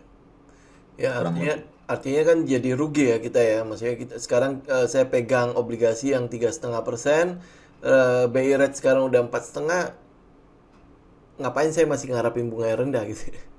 Benar-benar, kurang lebih kayak gitu. Nah ini coba teman-teman lihat nih ya. Jadi obligasi Sun SBN itu di saat kemarin teman-teman pas suku bunga lagi turun banget nih ya. Dari BI pas lagi dari 6% jadi 3,5% itu yang namanya Sun tuh naiknya tinggi banget loh harganya. Kenapa? Karena kan kemarin pas bunga 6,5% berarti suku bunga obligasi juga 6,5% dong. Jadi yang barang-barang lama itu dicari sama orang-orang yang sekarang karena Ya, mereka suku bunganya tinggi banget 6,5%, sedangkan sekarang cuma 3,5% gitu kan. ya, ya. Artinya bisa juga ya barang-barang yang sekarang dia beli 3,5% saat BI rate 4,5% belum tentu ada yang nampung ya kalau dijual ya, Pak. Nah itu justru malah bisa nggak ada yang tertarik tuh, makanya ngapain dia beli 3,5, kecuali dia beli harga diskon ya Pak. Ya, ya, ya. Mungkin dia beli awalnya 100 juta 3,5%, nah terus nanti dia beli harga 90 juta, ternyata yieldnya jadi ya 5%, itu baru menarik lah. Ya. Nah ini kalau untuk ilmu obligasi memang lumayan advance ya teman-teman itu, karena dulu saya ada pengalaman di buy side, jadi sempat terekspos gitu sih. Oke, oke, thank you, Pak. Nah, ini ada pertanyaan lagi, Pak. MPPA buka store mirip AMRT. Lalu store di mall-mall bakal ditutup, sedangkan pemilik mall juga bekerja di sektor properti. Apa bisa diasumsi properti juga akan menurun atau gimana, Pak? Nah, nanti untuk sektor properti ya, ini menarik juga teman-teman. Jadi sektor properti itu biasanya akan ada property boom setelah commodity boom. Jadi ini lebih ke cycle sih, lebih ke siklusnya ya teman-teman. Jadi biasanya sih di saat ekonomi itu dari pemulihan menuju kemakmuran itu properti itu menjadi salah satu sektor yang ikut naik juga teman-teman. Jadi ya properti menurut saya sih 5 tahun ke depan salah satu sektor yang winning sektor juga sih, gitu. Menurut saya enggak. Dan memang benar ya, si MPPA itu akan buat store yang kayak Alfamart gitu-gitu, cuman lebih gede sih, lebih gede dan lebih lengkap mungkin ya, karena fokusnya MPPA ini membedakan teman-teman, store AMRT sama MPPA. Jadi MPPA itu akan fokus bikin store yang banyak produk fresh-nya juga. Dan AMRT kan mungkin dia ini ya, semua orang bisa belanja di AMRT. Kalau MPPA itu lebih menengah ke atas sih nanti fokusnya dia. Dan kita tahu perusahaan yang menawarkan jasa menengah ke atas itu biasanya marginnya lebih besar ya dibandingkan yang menengah ke bawah, karena ya kita tahu lah mungkin di menengah ke bawah kayak harga pisang 12.000 ya, di menengah ke atas dijual 20.000. Makanya itu salah satu opportunity-nya sih sebenarnya si MPPA yang mau MPPA ambil, dan itu kelihatan juga dari store MPPA itu cuma 200-an, si Alfamidi sampai 18.000-an gitu. Oh, dia mungkin dari Hypermart mau jadiin Giant kali, Pak ya. Giant kan kecil-kecil ya. Atau Superindo ya. Iya, iya, Gitu ya. mungkin mirip-mirip kayak gitu sih. Ya emang Superindo tuh mungkin lebih mirip ke Superindo sih yang kecil-kecil sih, karena udah jarang banget sih saya ngeliat Superindo juga. Oke, oke. Ini ada pertanyaan lagi Pak nih yang mengenai retail nih. Secara spesifik boleh di-share nggak risknya MPPA karena kecenderungan pengendalinya itu kurang bersahabat. Ini ya tahu kan Pak ya? Iya, iya. Kalau untuk race-nya MPPA ya itu sih emang kelemahannya grupnya dia itu sih teman-teman. Jadi kalau saya bilang GCG-nya kurang oke ya. Jadi memang itu salah satu risk-nya sih Pak. Saya Ya. nggak bisa ngasih tahu risk yang lain karena emang menurut saya kekurangannya dia itu aja. Dan mungkin ini kan dia baru mau pilot project ya Pak. Nah kita tahu lah kalau pilot project itu kita bisa bilang ini rencana mereka loh. Kita nggak tahu apakah rencana mereka itu nanti akan sesuai dengan kondisi di lapangan gitu. Jadi apakah nanti beneran sukses apa enggak kita belum tahu. Jadi lebih ke situ sih risknya menurut saya. Ya. Selain GCG yang kurang itu. Oke, oke. Pak Teguh thank you ya sudah mewakili. Oke, Nah, ini pasti banyak sih pertanyaan. Ini udah rahasia umum. iya. Oke, ini yang masih berhubungan dengan Notstar. Maksudnya mungkin yang di Notstar itu yang mau ditanyain berhubungan dengan Goto kali Pak ya. Goto Oh, yang mungkin yang leading sekarang yang kayak Arto segala macam. Ini mungkin iya. masuk ke Jadi topik kita kalau saya bermau, Hah? kalau Arto sih kita ini sih Pak. Ah, sorry, Pak Budi. Ya, lanjut aja Pak. Lanjut Pak. Oke, oke. Kalau Arto ini nanti kita juga nge-cover sih. Jadi mungkin nanti pertanyaannya bisa next aja ya pas kita ngomongin bank gitu. Iya, iya. Nah, kalau LPPF risknya gimana Pak? Kayaknya satu grup ngomong grup yang Sama sih. sama Jadi ya. memang kalau satu grup itu ratio sama sih, lebih ke GCG-nya ya teman-teman. Jadi memang memang ada investasi memang ada risiko ke situ ya. Dan kalau untuk LPPF itu sekarang ini LPPF ini sebenarnya sedang berbenah ya Pak. Jadi kalau misalnya kita mengesampingkan GCG-nya, ini LPPF itu ya risk-nya ya kalau misalnya dia ini kan sebenarnya LPPF RAS itu saingan ya Pak sekarang. Ya. Jadi si RAS ini itu sebenarnya udah pada mau naik, mereka ini mau naik pangkat gitu teman-teman. Jadi mereka mau naik dari yang menengah ke bawah, mungkin sekarang mereka akan mencoba meraih ke menengah ke atas ya. Cuman belum setinggi MAPI. Mungkin kayak MAPI itu kan paling tinggi ya, LPPF itu masih di bawahnya lah. Nah ini RAS ini sekarang mau kejar-kejaran sama LPPF gitu. Nah ini mungkin nanti lebih ke dominasinya sih. Kan kalau RAS itu kita lihat banyak yang di daerah-daerah yang mungkin second tier gitu ya. Nah ini nanti jadi lebih ke perang market share sih antara si RAS sama LPPF sendiri nanti. Oke. Oke, baik Pak. Itu pertanyaan terakhir sih Pak. Silakan lanjut lagi Pak. Nah ini kalau misalnya bank, saya mungkin akan singkat aja ya karena memang banknya itu kita kebanyakan banknya bank BUMN, bank biru lah. Semua bank biru itu kita cover ya, tambah BTN sama Arto gitu teman-teman. Nah, ini kalau misalnya dari laporan keuangannya sendiri sih, sorry, dari highlight-nya dulu deh. Nah, ini tentunya ya, ekonominya pulih, pasti penyaluran kredit gampang, kredit macet berkurang. Terus sekarang ini pendapatan perbankan itu udah di atas konsensus daripada analis. Jadi ini salah satu ini ya, salah satu sinyal kalau oh ternyata bank ini tumbuhnya lumayan cepat gitu ya. Ini bisa jadi leading sektor juga sebenarnya di tahun 2022 gitu. Dan hal yang paling penting itu sekarang pendapatan bunga perbankan itu tumbuh terus. Tapi provisi berkurang. Provisi itu apa? Jadi provisi itu kayak bank kalau misalnya ada NPL atau ada yang kredit macet, tidak nyiapin provisi. Nah ini sekarang provisi berkurang berarti salah satu indikator kalau kredit macet itu udah berkurang tadi. Nah ini saya kan ngebahas dari segi PPOP sama net income ya. Jadi PPOP itu apa? Itu pendapatan sebelum provisi, teman-teman. Nah, ini jadi untuk pendapatan sebelum provisi, ini sebenarnya di bulan 10 kemarin ya, di bulan Oktober, ini karena perbankan itu setiap bulan ngeluarin laporan keuangan, jadi kita nggak perlu nunggu kuartal 4 ya, untuk melihat perkembangannya. Nah, ini sekarang Big Four tambah BTN itu secara year itu pertumbuhannya udah 22%. Nah, ini tinggi banget ya, jadi ini salah satu indikasi sebenarnya kalau misalnya perekonomian masyarakat sudah membaik. Jadi bank ini itu keterkaitannya banyak banget. Jadi kalau misalnya banknya itu udah oke, nah ini salah satu sinyal juga sih kegiatan ekonomi lain itu juga oke. Nah, jadi secara net income atau laba bersih pun perbankan itu udah plus 46%. Itu udah gede banget ya untuk Big Four ini gitu teman-teman. Jadi Big Four ini kita tahu ya, jadi penguasa market cap kita itu adalah saham-saham perbankan ini. Jadi biasanya kalau saham perbankannya udah oke ya, udah confirm ya, tinggal nunggu yang lain ngikut aja gitu. Nanti IHSG kita bisa terbang gitu ke depannya. Lebih nunggu kayak gitu sih. Nah, jadi kalau untuk bank saya nggak akan terlalu spesifik karena memang nggak banyak sih sebenarnya yang harus diperhatikan dari bank sih. Kita biasanya akan melihat dari provisinya gimana. Kalau provisi berkurang, itu berarti kredit macet berkurang. Terus net interest marginnya itu gimana? Itu berarti semakin tinggi marginnya, itu berarti bunga deposito yang dia bayar ke nasabah sama kredit yang dia kasih itu lebih semakin besar lah spare-nya. Maka itu semakin bagus juga artinya. Jadi itu aja sih Pak, kalau misalnya untuk yang perbankan nggak banyak-banyak banget. Ya, ini mungkin pertanyaan juga nggak tahu banyak sih Pak. Apa lanjut dulu ya Pak? Boleh, boleh, boleh, boleh. Oke, silakan Pak. Oke, nah ini kita ke consumer nih. Nah ini nih. Sebenarnya kalau consumer ini kalau untuk rokok ya ini sebenarnya sunset sih. Tapi ini saya lucu sih, dari antara semuanya saya kasih positif, kalau rokok malah saya kasihnya nggak terlalu positif sih nanti di sini.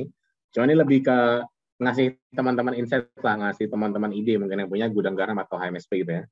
Terus Stay Plus ini ada ICBP, Indofood, Unilever, sama farmasi nih. Sido muncul sama KLBF ya.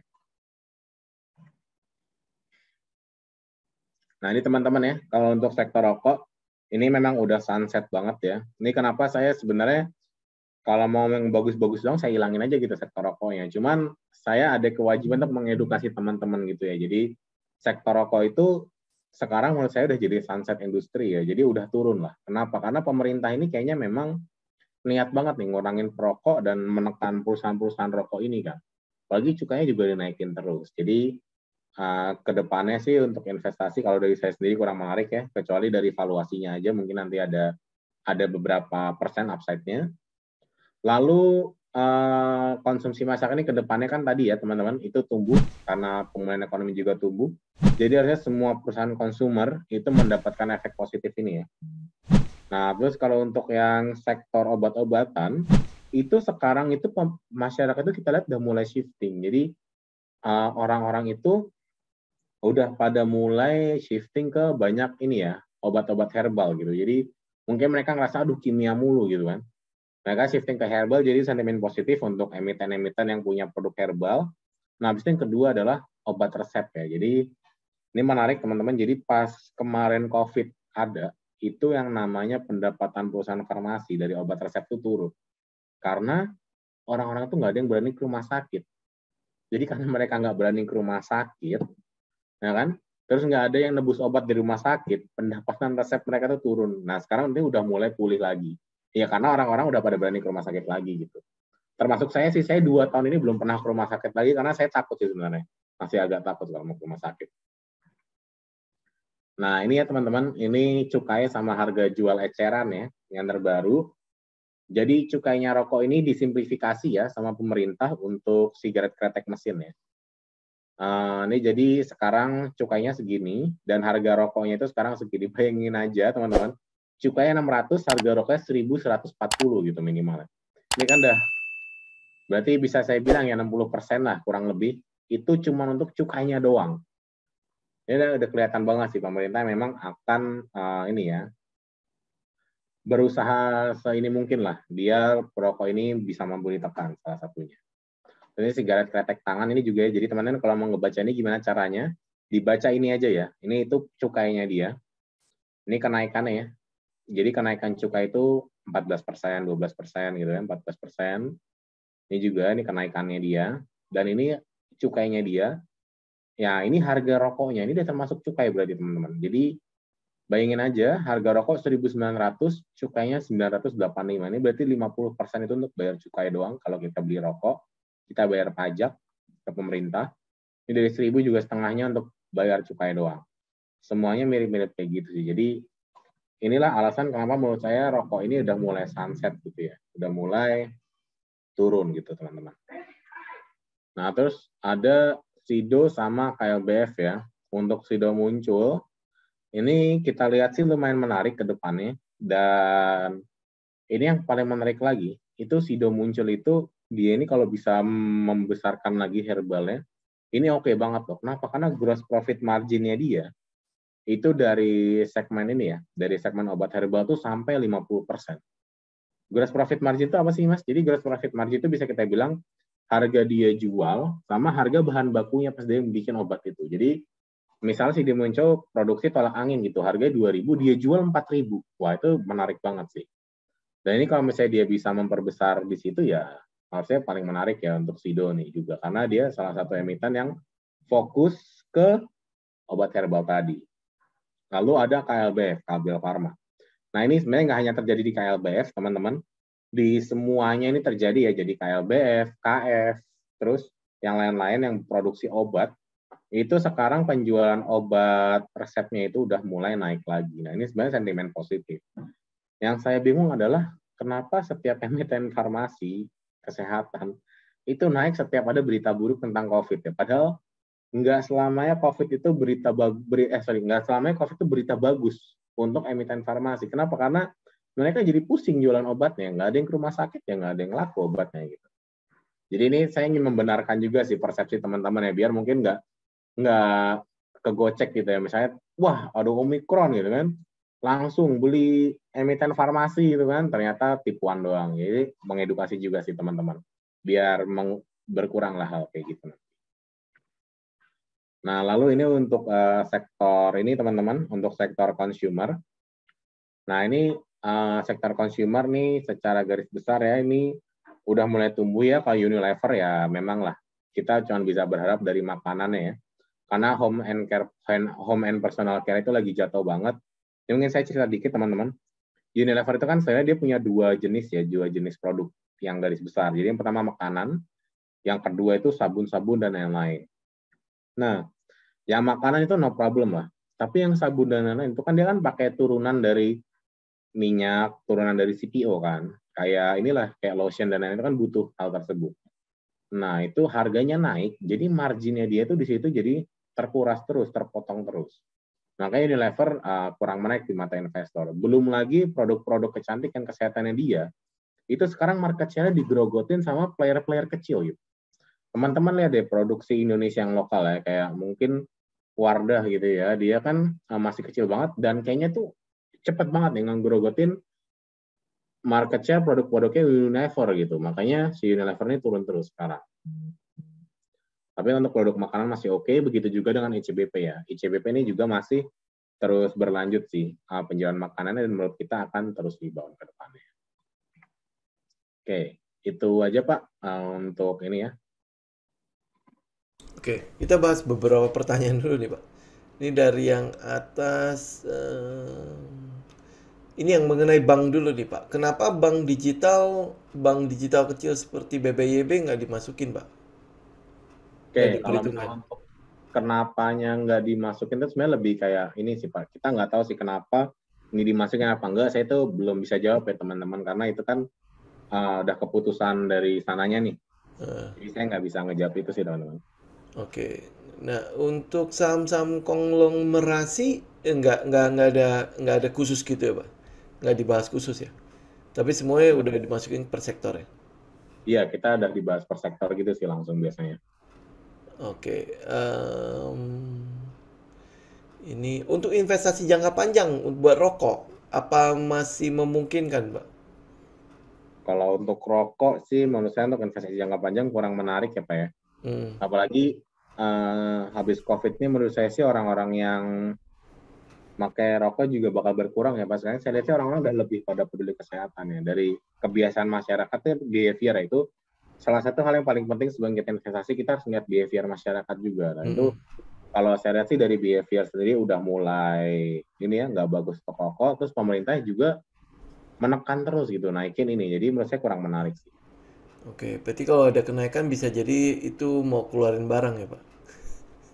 Ya mungkin sih itu bisa terjadi. Dan sekarang kelihatan deh kayak gudang garam itu kan udah mulai shifting ya Pak ya. Ya. Dia dari jualan rokok, sekarang dia udah mulai bangun bandara, udah mulai bangun dan lain-lain. Jadi teman-teman kalau mau invest perusahaan rokok gitu atau yang nyangkut ya hanya bisa berharap dari itu sih. Apakah mereka mau diversifikasi bisnis mereka ke depannya gitu.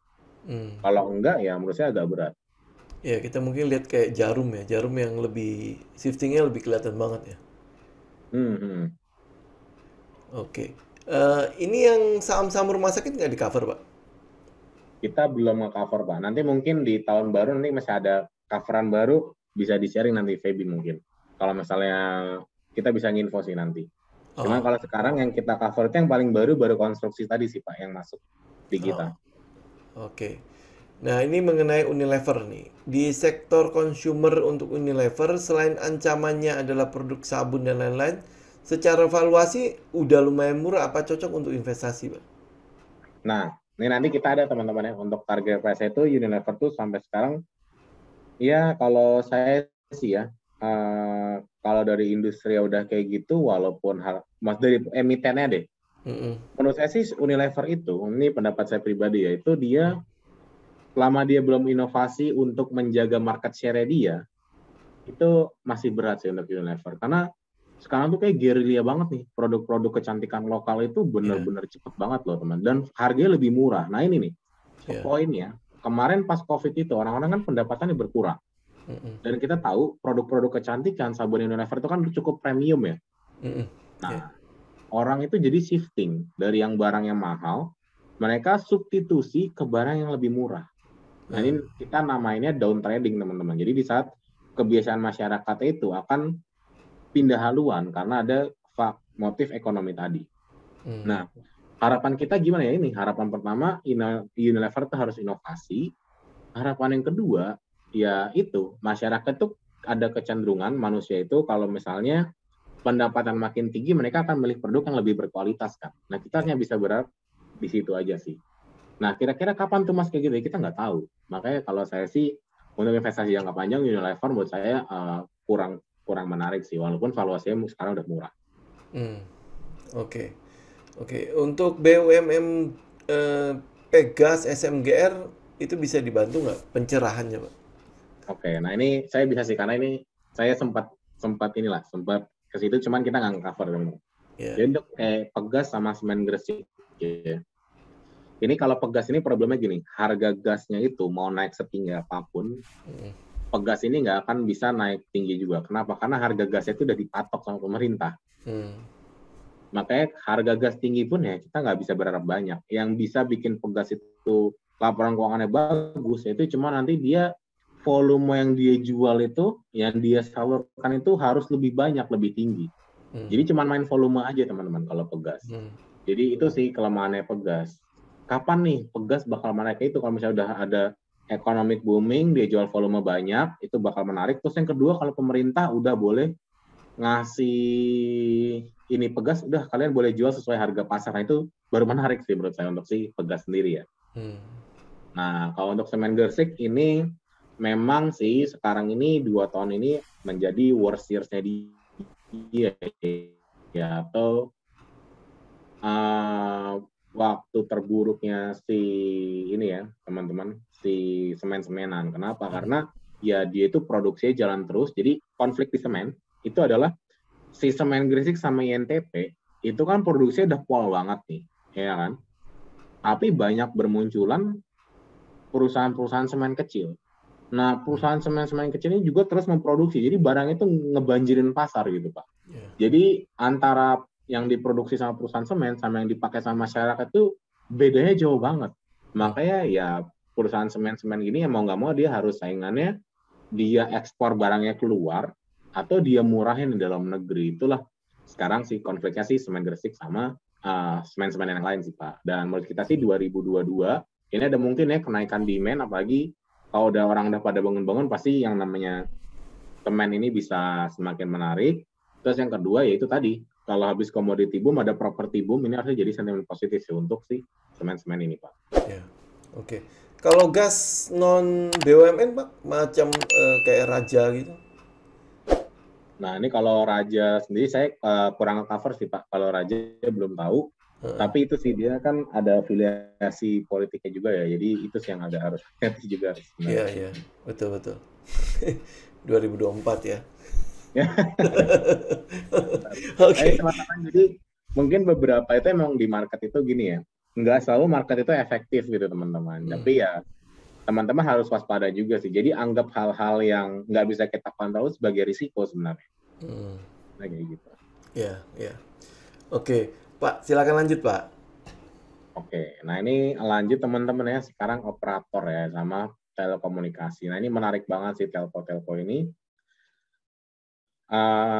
Jadi untuk telekomunikasi teman-teman, ini kemarin ada 5G, ada work from home, ada school from home, itu otomatis permintaan internet itu naik, konsumsi internet naik. Nah itu otomatis ngekerek ini juga, infrastruktur ini juga dibutuhkan naik juga ya. Gimana ya? Internet makin dibutuhkan, pasti orang butuh bikin tower baru, butuh bikin fiber optik baru ya, semuanya. Apalagi sekarang ini, yang menarik adalah perusahaan-perusahaan telekomunikasi ini lagi fokus monetisasi. Jadi, nah ini saya akan sharing sih. Jadi mereka tuh udah nggak rebutan pelanggan lagi, teman-teman. Jadi kayaknya udah stay nih. Pelanggannya udah loyal banget. Jadi mereka tinggal naikin pendapatannya dari pelanggannya, tinggal diperah aja nanti sama perusahaan telekomunikasi.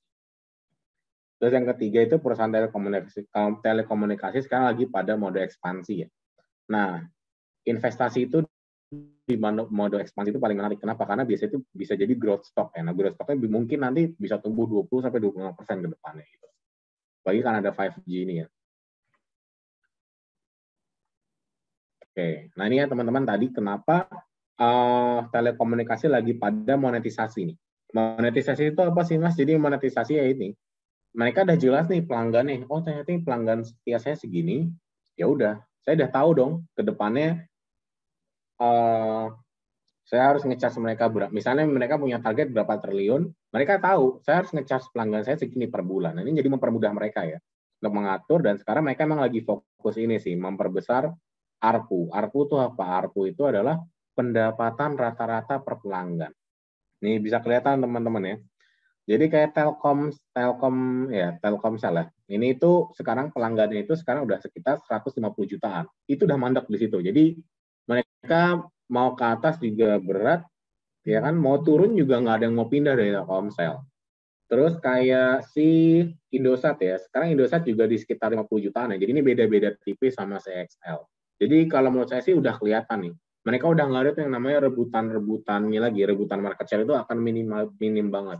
Karena rebutan market share ini sebenarnya efeknya nggak bagus untuk perusahaan telekomunikasi. Kenapa? Karena mereka jadi pada banting-bantingan harga gitu kemarin.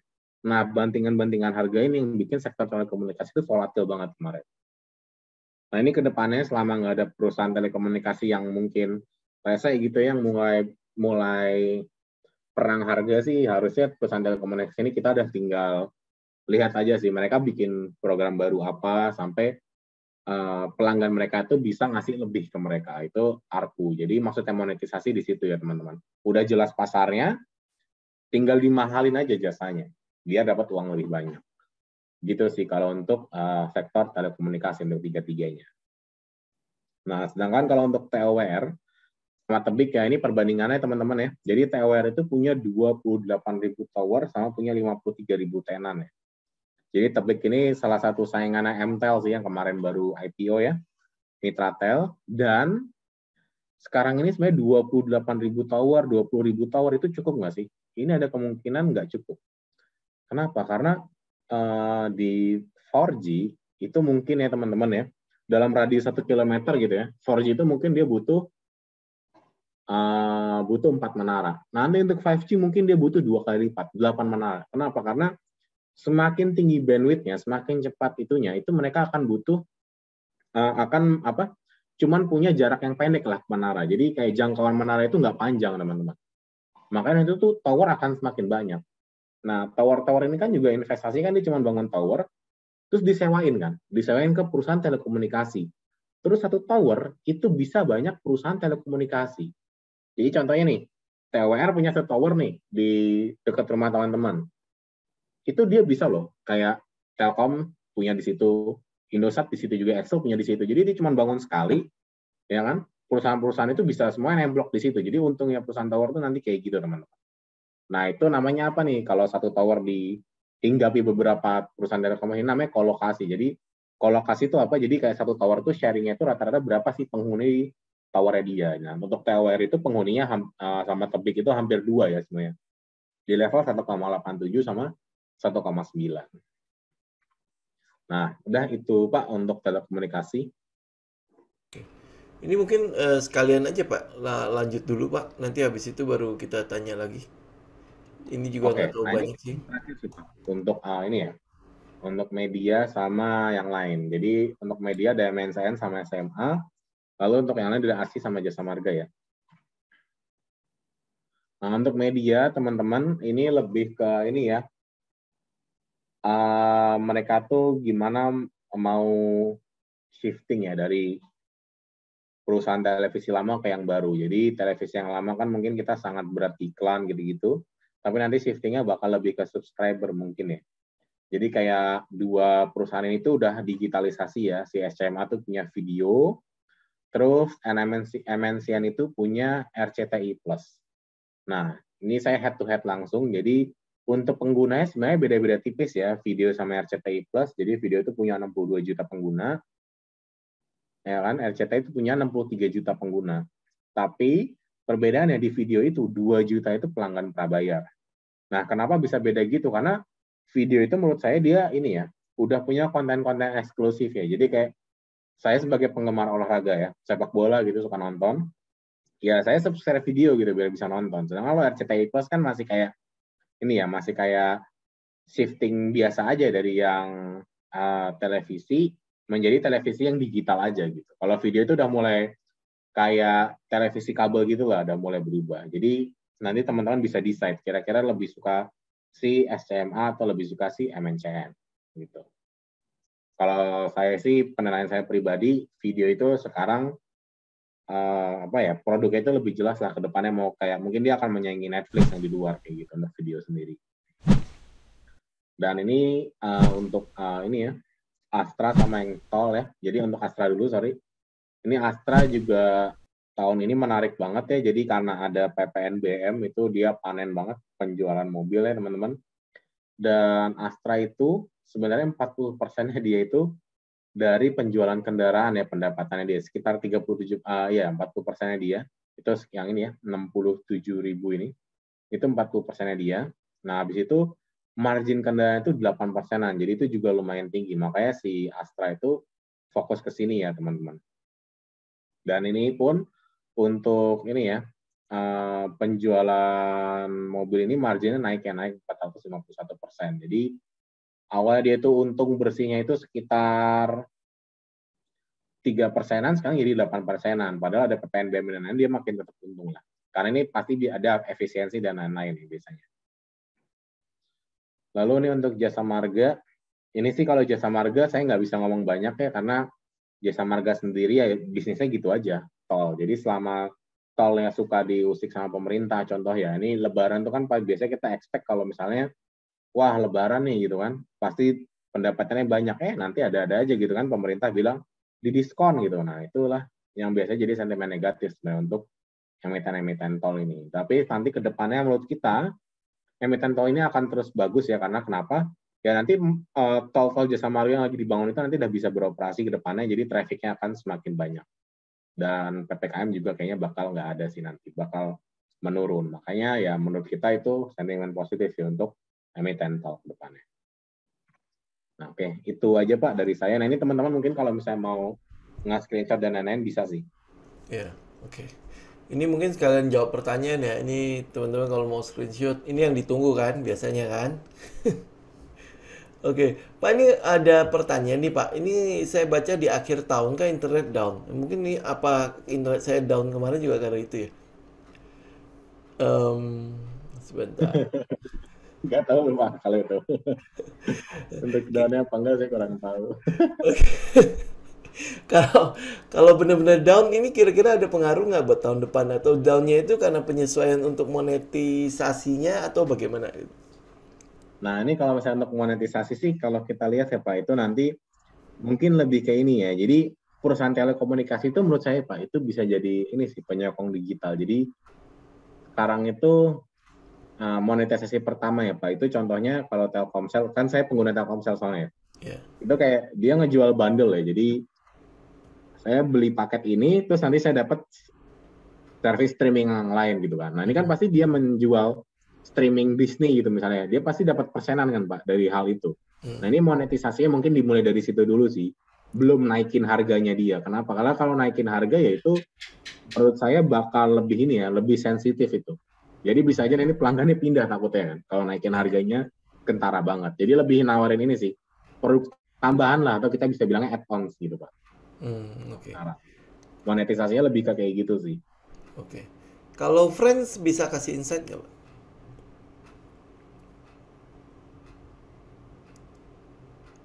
Pak, kalau ini pertanyaan selanjutnya ya.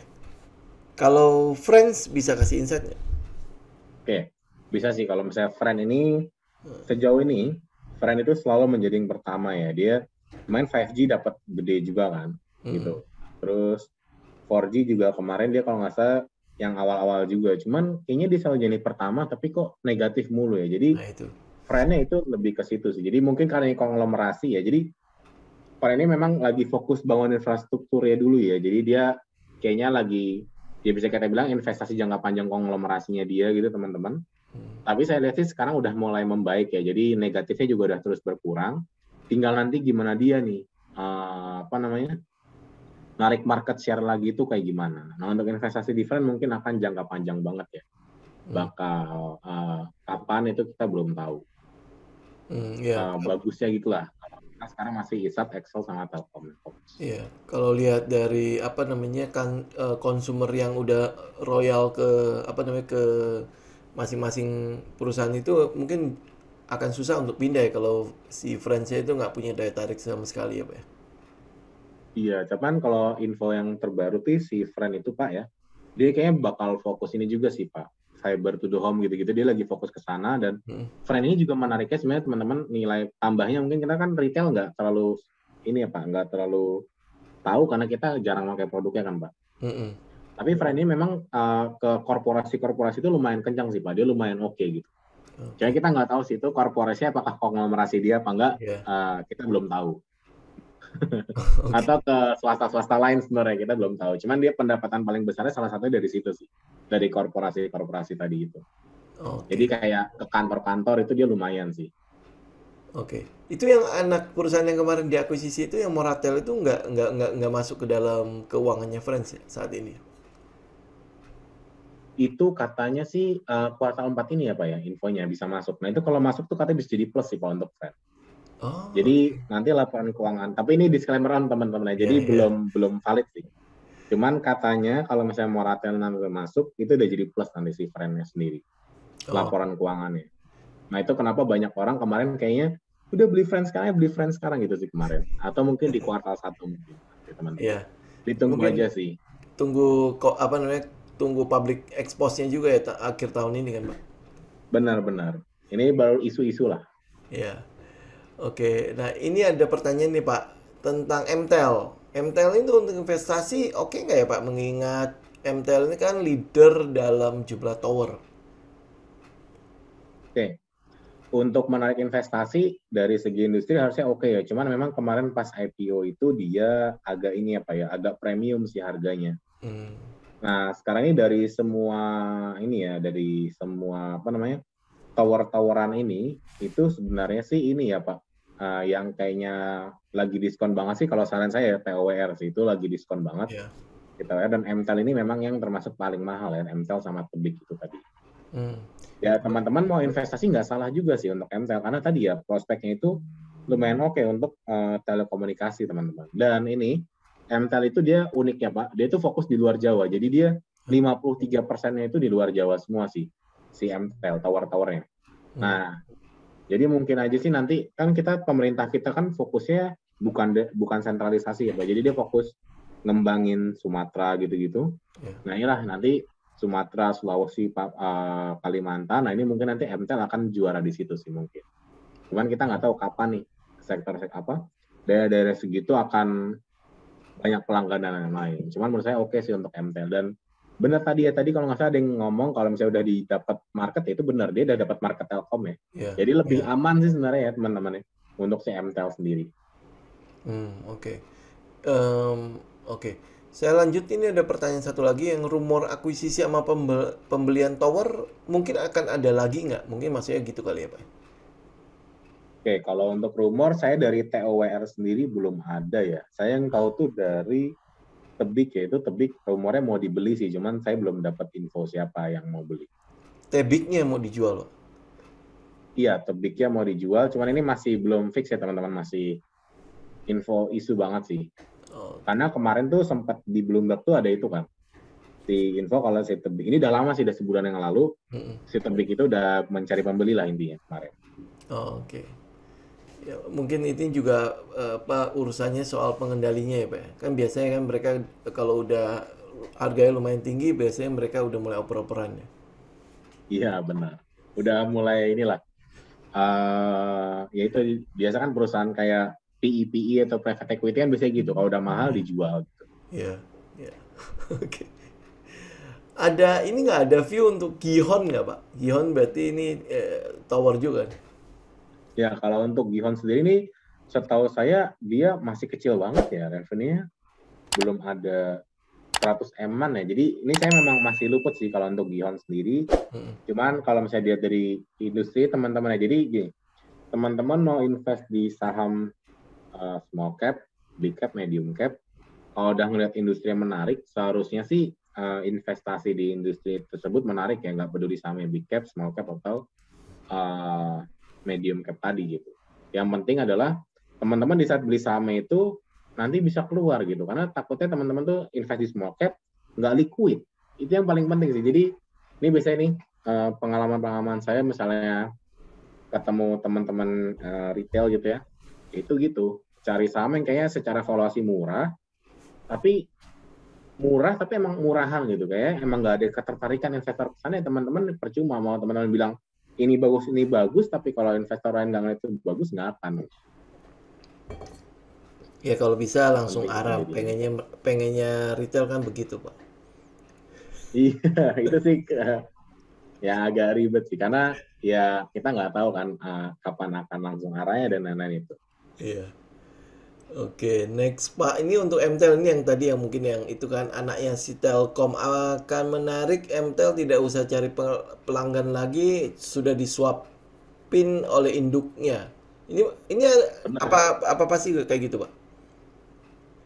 Biasanya sih emang modus operandi gitu sih Pak. Jadi bisa kita bilang sih ini kelebihannya BUMN tuh gitu teman-teman. Marketnya itu udah diatur. Jadi sebenarnya kenapa kita mungkin kalau invest di BUMN itu lebih aman ya karena itu sih.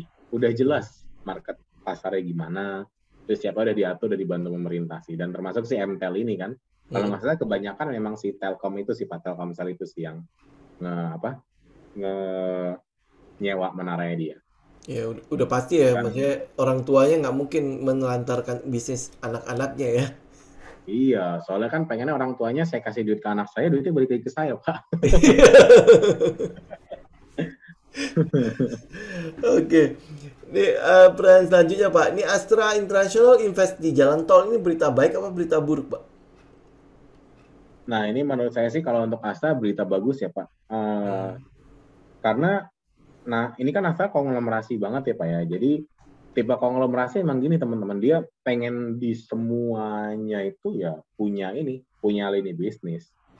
Dan memang mungkin sekarang berat ya karena ada COVID dan lain-lain, tapi ya kedepannya harusnya oke sih. Ya, yang kita lihat juga yang dia akuisisi juga jalan tolnya lumayan ramai punya ya Pak. Yang apa tol Tangerang Merak, tol Cipali, Benar, benar. ya.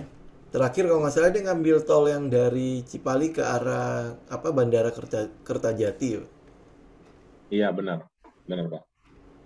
Oke. Insight buat BPKP sama Krakatau Steel ada nggak Pak? Nah, kalau untuk Krakatau Steel, saya belum bisa ngomong banyak karena dia itu kan kemarin ada isu itu ya Pak ya, mau Default. mau bangkrut ya. Nah ini saya nggak mau teman-teman kayak kemarin Garuda kasusnya gitu kan. Ya.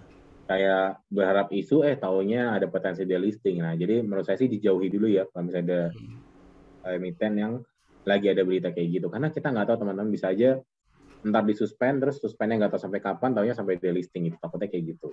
Ya. Nah, kalau untuk BBKP ini memang BBKP ini lagi berbenah ya. Kemarin kan Bosowa kalau nggak salah udah keluar banyak ya. Dan habis Bosowa keluar banyak, sekarang ininya baru ya, manajemen ini baru, dan market tuh kayak juga bereaksi positif nih sama pengendali barunya dia. Dan semoga sih nanti bisa dibuktikan sama laporan keuangannya si Bukopin sendiri sih ke depannya. Ya. Oke. Nah, sektor baja gimana Pak? Kalau Krakatau Steel seperti itu, apakah yang lain akan ikut? Kalau yang lain akan ikut, kalau menurut saya sih baja itu sekarang problemnya gini Pak. Jadi baja ini udah lama sih Pak. Jadi baja dari China itu banyak masuk ke Indonesia dan harga itu jauh Pak. Jadi perusahaan baja Indonesia itu kalah saing di situ kemarin-kemarin itu. Tapi sekarang ini udah mulai terkuak kayak. Jadi ternyata kayak baja dari China itu kurang berkualitas. Nah ini semoga sih jadi sentimen positif ya untuk industri baja lokal kita gitu nanti ke depannya. Tapi saya juga kurang mendalami baja sih, jadi saya nggak jawab banyak sih untuk industri baja sendiri. Oke, oke. Thank you Pak. Ini target price yang tertera ini sampai Desember 2022 ya Pak? Oh ini maksudnya yang ini, yang target. Jadi ini sampai setahun ke depan sih Pak. Jadi kita tuh biasanya setiap laporan keuangannya keluar, misalnya kuartal 1 keluar, berarti ini sampai setahun ke depan gitu sih Pak, muternya. Oke, Jadi nah bisa dibilang mungkin sampai setahun ke depan bisa juga. nah ini mungkin bisa dijelaskan mengenai investment ratingnya itu Pak. Ini maksudnya kayak Oh ya. gimana, Pak? Nah ini kalau misalnya buy ini biasanya pas reportnya keluar atau call keluar itu karena ini Pak, yang paling bawah nih Pak. Jadi kalau buy itu nih ya, contoh yang buy kan kayak TWR, tebik gitu ya Pak ya. Heeh, Jadi misalnya nih, harga TWR kan sekarang 1.000 nih teman-teman. ya. Nah, reportnya target price 1.590. Itu yang Hmm, berarti ada upside 59% kan. ya. Itu kan lebih dari 10% nih. Makanya kita ratingnya buy waktu itu. Hmm, Nah, sedangkan kalau yang hold nih ya, contohnya yang paling ketara Unilever sih. Jadi Unilever itu pas kita lagi ngeluarin reportnya, itu hmm, kalau nggak salah harganya 4.600 tuh. oke. Tapi valuasi kita cuma 4.200. Nah, Hmm, kan berarti jauh banget kan Pak penurunannya. ya. Makanya waktu itu kita bilang sell. Jadi Hmm, saran saya sih teman-teman fokusnya ke lebih ini aja sih, target price-nya aja sih. Jadi hmm, selama dia masih di bawah target price-nya, menurut saya masih oke. oke. Jadi yang penting target price-nya sih. Kalau hold ini biasanya juga ada deket-deket sih, biasanya ada 10% kurang gitu. Oke. Kayak BCA ini juga pas keluar report itu kita, BCA itu harganya kalau nggak salah 8.000 gitu. Terus Hmm, target price kita 8.100 makanya kita hold. Ya sekarang harga BCA di 7.300-an, hmm, itu bisa jadi buy kalau misalnya baru keluar sekarang gitu. oke. Itu hold itu maksudnya tahan beli kan, Pak ya? Jadinya ya? Hold Kita itu nggak. berarti jangan nambah dulu biasanya Pak, lebih ke Oh, situ oke. sih. Jadi buy itu beli, Mm-mm. hold itu ya udah kalau udah punya ditahan dulu atau nggak di TP sebagian juga boleh. Kalau sell itu lebih fokus ke jual gitu. Oh, oke. Oke. Nah, itu di sini ternyata nggak ada properti sama kertas ya, Pak ya? Kita nggak bahas properti sama kertas ya? Yes, kita nggak nge-cover itu sih Pak soalnya. Propernya sama kertas kita nggak cover. Oke, nah ini kalau properti boleh nggak ada insight sedikit nggak buat properti ini mungkin apa kayak apa yang tadi dijelaskan mungkin ada booming properti kalau misalnya COVID-nya bagus kan ini uang-uang pada masih masih di tangan semua nih Benar. belum direalisasikan. Oke, kalau misalnya untuk properti sendiri sih itu sih Pak tadi ya. Biasanya memang kalau misalnya orang-orang itu kan sekarang aja sih ya. Ya properti ini juga unik teman-teman. Jadi harga properti itu sekarang di antara harga rumah sampai 0 sampai 2 M itu masih marketnya itu masih ngeriung loh, masih banyak yang nyari. Hmm, Cuman untuk rumah-rumah yang mahal, yang kayak mungkin dari real estate yang mahal-mahal, itu memang harganya turun. hmm, Jadi saran saya teman-teman misalnya mau beli properti itu, yang cari yang properti yang ininya ya apa namanya portofolio itu banyak di harga antara 2 M ke bawah lah. Itu lebih menarik sih ya, menurut saya Pak. Jadi kayak Ciputra itu menarik kan teman-teman. mm-mm, Terus BSD, jadi yang lebih harganya di bawah 2 M-an itu lebih menarik menurut saya untuk sektor properti ke depannya. hmm, Dan itu nanti kenapa menarik itu karena tadi sampai sekarang aja udah ada COVID dia masih rame, apalagi nanti kalau orang-orang udah ekonomi udah tumbuh, pendapatan makin banyak, harusnya akan lebih baik lagi ke depannya Pak. ya, ya, oke. Ini ada informasi dari Pak Manggala. Gehon gross profitnya 80%, dividen 2%. Cuman nggak liquid aja. Nah, kalau nggak liquid kan susah ya kita trading ya. Benar Pak. Oke, ini masih ada pertanyaan sedikit nih Pak. Slide terakhir itu, oh ini hold udah ya. Astra itu hold berarti jangan beli dulu atau bagaimana Pak? Nah ini kan tadi sih Pak, karena Astra Hmm. itu mungkin pas keluar tuh harganya di antara 6 ribuan, Heeh. ya makanya kita waktu itu hold. Selama harganya masih di bawah itu teman-teman mau beli nggak ada masalah semuanya. Yang penting harganya di bawah target price ini teman-teman. Kalau misalnya udah di atas harga ini ya saran kita bisa dilepas dulu sih Pak. Hmm. Karena udah overvalued lah. Ini kan valuasi kita nih soalnya. Ya, oke. Ya, cukup jelas ya teman-teman ya. Ini tabelnya cukup jelas ya. Sektor basic nggak diituin Pak? Jadi misal harga Astra nih saya contohin ya teman-teman. Ah, coba. Astra itu kan sekarang harga di 5.725 ya. Dan kan target price kita 6.200 ya. Berarti teman-teman mau beli masih nggak masalah. Karena 6.200 kan masih di atas dong. Masih jauh dari 5.700 sekarang ya. Ya, Contoh penggunaannya kayak gitu. oke. Oke, sektor basic material nggak di cover ya Pak? Kalau basic ini sih Pak, kita yang cover yang metal ini sih. Oh, metal ya, oke. Ya Jadi berarti kita masuknya ke metal ya. mental. Oke, nah ini ada sedikit nih Pak. Boleh di-share nggak cara valuasinya kira-kira jabarannya gimana Pak? Oke, kalau Mungkin untuk mungkin cara valuasi, menghitung valuasi kali ya.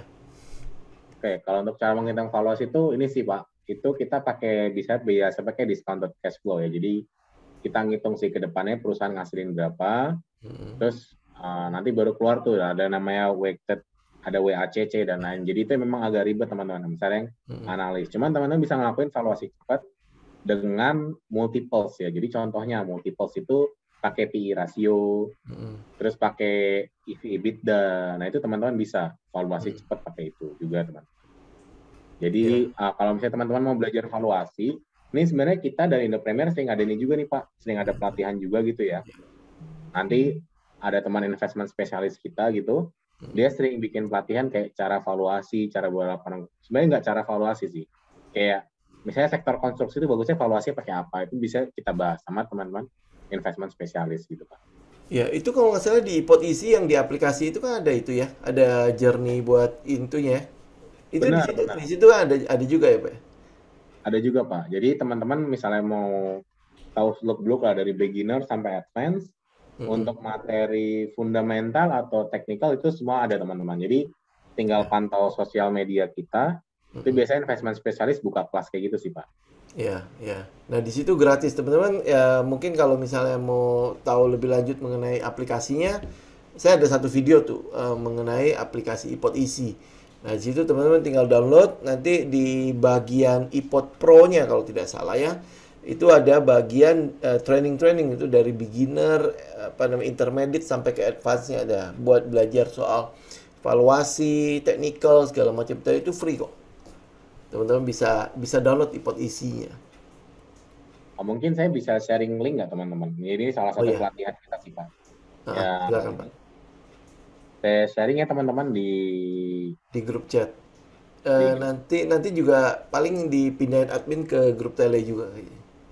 Oke, ini teman-teman ini salah satunya sih. Jadi kita sering ada spesial webinar.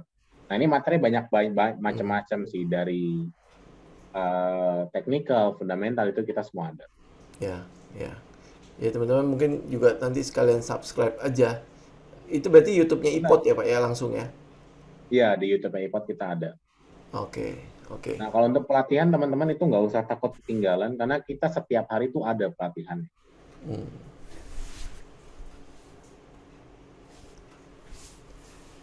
Oke, ada mungkin ini kita closing untuk dua pertanyaan terakhir ya Pak. Ini mungkin yang bank digital untuk agro sama BBYB ada insight nggak Pak? Sedikit buat Oke, bank digital ini. kalau untuk BBYB ya, jadi ini kita nggak nge-cover, jadi saya nggak bisa ngasih target price. Cuman nih menariknya teman-teman, kalau BBYB itu, kalau dilihat nih ya, dari jumlah penggunanya, usernya itu, BBYB itu udah 11 juta loh. Tapi market cap-nya dia itu masih kecil ya. Kalau nggak salah market cap BBYB itu berapa ya? Kita langsung cek aja nih biar nggak salah Hmm. nih. Bentar, bentar. Itu Dia yang itu kucing-kucing itu ya Pak ya? ya, Aplikasinya kan? benar aplikasi kucing. Nih teman-teman, market cap BBYB itu baru 20 triliun. Tapi Oke. pengguna dia itu udah 11 juta. Hmm. Sedangkan kalau si Arto, itu marketnya ada 242 triliun. Hmm. Pengguna dia itu kan terakhir yang dilaporin baru 800 ribuan ya. Nah jadi BBYB sih insight dari saya itu mungkin dari segi, ini kan bank digital ya. Biasanya bank digital itu valuasinya itu teman-teman nggak pakai PV dan lain-lain ya, dia biasanya lebih fokus ke multiple. Jadi kayak dia tuh punya berapa user sih, berapa nasabah itu dikaliin ke valuasi dia. Biasanya kayak Hmm. gitu. Hmm. Nah, BBYB itu udah 11 jutaan, 10 sampai 11 jutaan lah penggunanya. Jadi ya saran saya sih dia lumayan undervalued ya kalau kita lihat dari valuasi itu. Hmm. Dan sekali lagi teman-teman ya, di saham BBYB ini itu belum ini ya, belum positif gitu laporan keuangannya. Kemarin itu sempat minus dalam, minus 200 triliunan, nah itu risikonya di situ teman-teman. Biasanya harga saham itu secara nggak langsung akan ngikutin fundamental ya. Kalau kinerja nggak bisa ngejar dan harga ada keburu premium itu teman-teman harus hati-hati juga risikonya. Hmm. Ya. Gitu untuk si BBYB. Sedangkan kalau untuk agro, BBYB ini mungkin saya nyaritain ekosistemnya juga ya. Jadi kalau misalnya untuk saham-saham digital, bank digital teman-teman, itu jangan mudah kepincut dengan kata-kata kita mau digitalisasi, tapi nggak ada realisasinya. Gitu. Jadi gini, realisasi itu maksudnya gimana Mas? Jadi ekosistemnya itu harus jelas.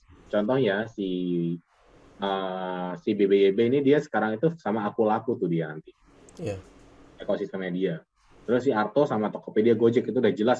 Jadi pengguna dia itu bakal untuk apa aja udah tahu, siapa juga udah tahu. Nah, agro ini juga isinya sih dia kan bakal sama Bukalapak ya Pak. Jadi di agro ini bakal fokus ngasih kredit ke seller-seller si Bukalapak tuh Pak untuk order gitu. Nah itu sih insight-nya untuk agro kayak gitu. Jadi agro BBYB Arto tuh menurut saya yang udah terbukti lah digitalnya ngapain aja udah jelas. Dan untuk agro memang sih dia sih katanya tahun ini lagi bersih-bersih Pak. Jadi kayak yang dia kan shifting nih dari awalnya portofolio mereka kan banyak yang plantation kemarin tuh karena kan dari Bank Agronia itu kan awalnya. Nah sekarang mau jadi bank ini nih Pak, Bank Raya ya kalau nggak ada ganti nama Bank Agro itu. Dan dia nanti akan fokus ke micro lending kan. Nah jadi kemarin kredit-kredit yang macet kemarin itu lagi dibersihin nih sama Agro tahun ini. Dan kedepannya sih harusnya ya teman-teman kalau dia habis ngebersihin kayak gitu, dia fresh start harusnya bagus sih ke depannya kinerjanya untuk si agro.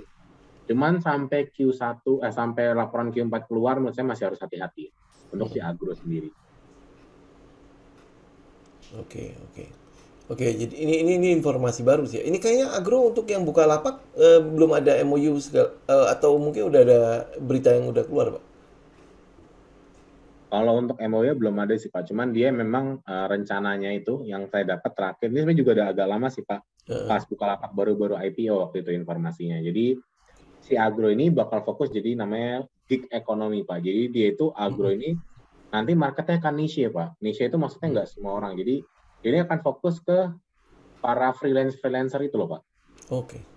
Jadi ini akan ngambil nasabah di situ. Terus untuk kreditnya itu tadi penjual-penjual online shop itu bakal ini sama dia dan maksimal itu kalau nggak salah 1 miliar ya atau berapa gitu. Dan jangka waktu kredit dia itu bentar Pak, cuma 3 bulan si agro.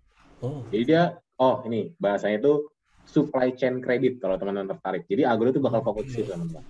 Jadi di saat teman-teman mungkin punya usaha, misalnya teman-teman udah PO nih orderan, produk 100 juta gitu. Dalam waktu 2 bulan. Teman-teman bisa tuh minjam ke agro 100 juta, nanti barangnya jadi, ya kan, pembayarannya nanti via agro, jadi agro langsung motong gitu lah. Ini kredit, ini biaya kredit kamu ya segini, kamu bayar ke saya segini, kamu saya kasih untung segini gitu. Nanti lebih kayak gitu sih kerjasamanya antara si Buka sama si agro. Oke. Berarti dengan kata lain jaminannya itu adalah si PO order dari itu ya, dari si pelapaknya itu ya. Betul Pak. Jadi mereka kan kalau bayar pakai agro kan nggak mungkin kabur juga kan Pak nanti Pak soalnya. Dari PO itu dari jaminannya, jadi lebih bagus sih si agro nanti. Inilah. Ini saya sering banget sih ngomong kayak ke teman-teman saya kayak bank digital tuh harus punya kayak gini gitu loh. Kalau enggak yang bakal jadi digital doang malah nyangkut doang gitu. Jadi putar semua gitu. Iya. Oke, Pak, mungkin pertanyaan terakhir dari saya. Saya agak penasaran dengan sebuah perusahaan DMMX, Pak. Itu mungkin ada insight-nya nggak tentang yang sekarang dia lagi gencar-gencarnya di NFT itu, Pak? Kalau untuk DMMX itu saya belum ini sih Pak. Saya kurang tahu ya untuk DMMX. Ini kan lagi itu ya, lagi fokus di non tangible token itu, NTF. Tangible token ya Pak ya. Kayak apa yang sekarang lagi dijual sama Sarini segala macam itu. Iya benar Pak. Saya kalau untuk DMMX kurang ini sih teman-teman, kurang mengetahui untuk bisnisnya dia sih untuk sekarang gimana. Oke. DMMX tuh ini ya yang iklan ya Pak. Sorry saya ingat tahu. Ya, anaknya MKAS. Sorry, saya baru ingat. Baru ngeliat website-nya langsung ingat saya.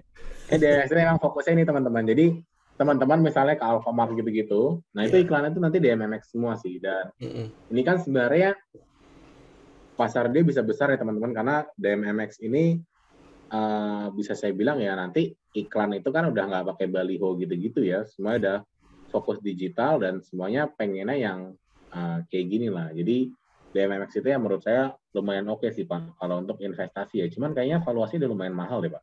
Iya. Saya akan cek dulu dengan valuasi DMMX. Iya sih, valuasi udah cukup mahal sih Pak untuk si DMMX sendiri sekarang. Jadi harus hati-hati ya teman-teman untuk DMMX sendiri. Oke. Oke. Saya pikir ini hari ini sih kita cukup ini ya, cukup mendapatkan insight, cukup lengkap banget ya, walaupun ini ada 2 jam, nggak berasa juga ya pas saya lihat jam itu udah 2 jam, Pak. Thank you banget loh, Pak. Maksudnya udah ada data-datanya, saya sih cukup exciting ya, maksudnya ini adalah pelengkap dari teman-teman mungkin bisa lihat dari data 2022. Nah, buat teman-teman trader ya, buat entry ya teman-teman silakan lihat teknikalnya, ada harga terbaik nggak untuk teman-teman bisa entry di situ. Saya tadi mungkin sempat lihat yang transportasi konstruksi yang mungkin sekarang sedang nyungsep ke bawah. Ini adalah saat-saat dimana kita mau tunggu dia bottomingnya itu di mana. Nah, dengan adanya insight-insight ini, teman-teman setidaknya kita harus nunggu apa nih dari story yang akan terjadi di sektor-sektor yang sekarang mungkin lagi turun ya, atau mungkin ada beberapa sektor misalnya kayak SCMA kan kita teman-teman juga udah lihat tadi kan, SCMA berbanding dengan MNCN. Nah sekarang SCMA kan secara teknikal memang turun kan, tetapi dari insight ini kita kan jadi tahu ya bahwa oh ada sesuatu, ada peluang loh di situ. Apakah mungkin kita bisa mendapatkan harga yang lebih murah? Kalau teman-teman tahu teknikalnya kan otomatis kan kita mungkin bisa ngambil yang sering disebut sebagai buy on weakness segala macam kan ya. Nah termasuk di dalamnya adalah soal yang kayak Astra lah, tadi udah sempat kita cerita soal retail kan, ada Ramayana di situ, ada MAPI yang juga mungkin kita sering bahas juga ya. Nah ini adalah insight yang teman-teman tungguin nih, begitu sukses story ini nongol. Nah, teman-teman tinggal lihat teknikalnya. Ada sesuatu yang menarik nggak secara teknikal untuk kita masuk di situ. Ya, jadi bukan berarti oh ini bagus terus main hajar aja. Tentu ya buat kita menjadi trader ya harus ada plannya, harus ada semua itu udah direncanakan sebelumnya. Nah, insight sekarang yang diberikan oleh Pak Rifki ini adalah sebagai data tambahan kita, kayak misalnya tower segala macam kan, TWR turun terus. Tetapi dari data yang ada kan ini sesuatu yang menarik ya. Berarti kita tinggal menunggu di mana bottomnya secara teknikal, ya kan? Nah, jadi oleh sebab itu ini mungkin momen akhir tahun juga ya. Ini adalah kesempatan teman-teman juga menata ulang nih kira-kira portofolio yang buat 2022 apa yang harus saya lihat, apa yang bisa menjadi pilihan saya di 2022. Nah, ini adalah insight-insight yang diberikan oleh Pak Rifki kepada kita semua ya. Jadi saya pikir ini pasti akan memperkaya kita di trading kita. Seenggaknya dengan memegang data seperti ini, trading teman-teman pasti akan jauh lebih percaya diri kan. Ya, ingat ya, dalam trading kan kita punya 3 hal yang harus kita perhatikan kan. Kemampuan kita mengendalikan psikologi, caranya adalah memegang data ini. Begitu data ini ada kan kita lebih pede kan. Nah, berarti psikologinya kita punya kemampuan untuk mengendalikannya. Ya, yang kedua ya teman-teman tahu lah ya, risk management di situ dan teknikalnya. Kalau teman-teman adalah trader, kalau teman-teman adalah investor, ya berarti pegang story-nya. Selama story-nya itu masih berjalan sesuai, teman-teman tinggal ikutin pergerakannya sampai trendnya selesai. Baru teman-teman out, atau ya seperti apa, teman-teman udah punya insight dari apa yang sudah disampaikan oleh Pak Rifki hari ini. Ya, oke, semoga bermanfaat nih Pak. Thank you banget Pak untuk data-datanya, untuk insight-nya. Moga-moga ya kita bisa undang lagi untuk next time Pak. Jangan bosan-bosan ya Pak. Jangan kapok juga 2 jam nih bersama kita nih Pak. Iya, memang kalau misalnya untuk market update kayak gitu, kalau 1 jam agak mepet sih Pak. Jadi memang bagusnya antara 1,5 sampai 2 jam sih biasanya Pak. Oke, next kita atur waktu segitu ya. Ini mungkin insight yang cukup panjang, tapi ini semua itu saya pikir ya teman-teman bisa mendapatkan sesuatu yang pasti menjadi dasar dari kita trading ke depannya dan di fundamental buat kita ngelihat 2022 ya. Ya, oke, thank you Pak, thank you banget Pak, Pak Rizky, Bu Feby kayaknya masih ada kali ya. Thank you juga ya Bu Feby. Oke, thank you semuanya ya. Selamat malam, semoga bermanfaat. Kita ketemu lagi nanti di lain kesempatan ya. Selamat malam Pak, thank you Pak sekali lagi. Pak Budi, thank you Oke, semuanya. yo. Maaf kalau ada salah kata perkataan. Oh nggak ada Pak, tenang aja Pak. Oke, ya saya izin pamit semua ya. Ya Pamit. Pak, makasih Pak.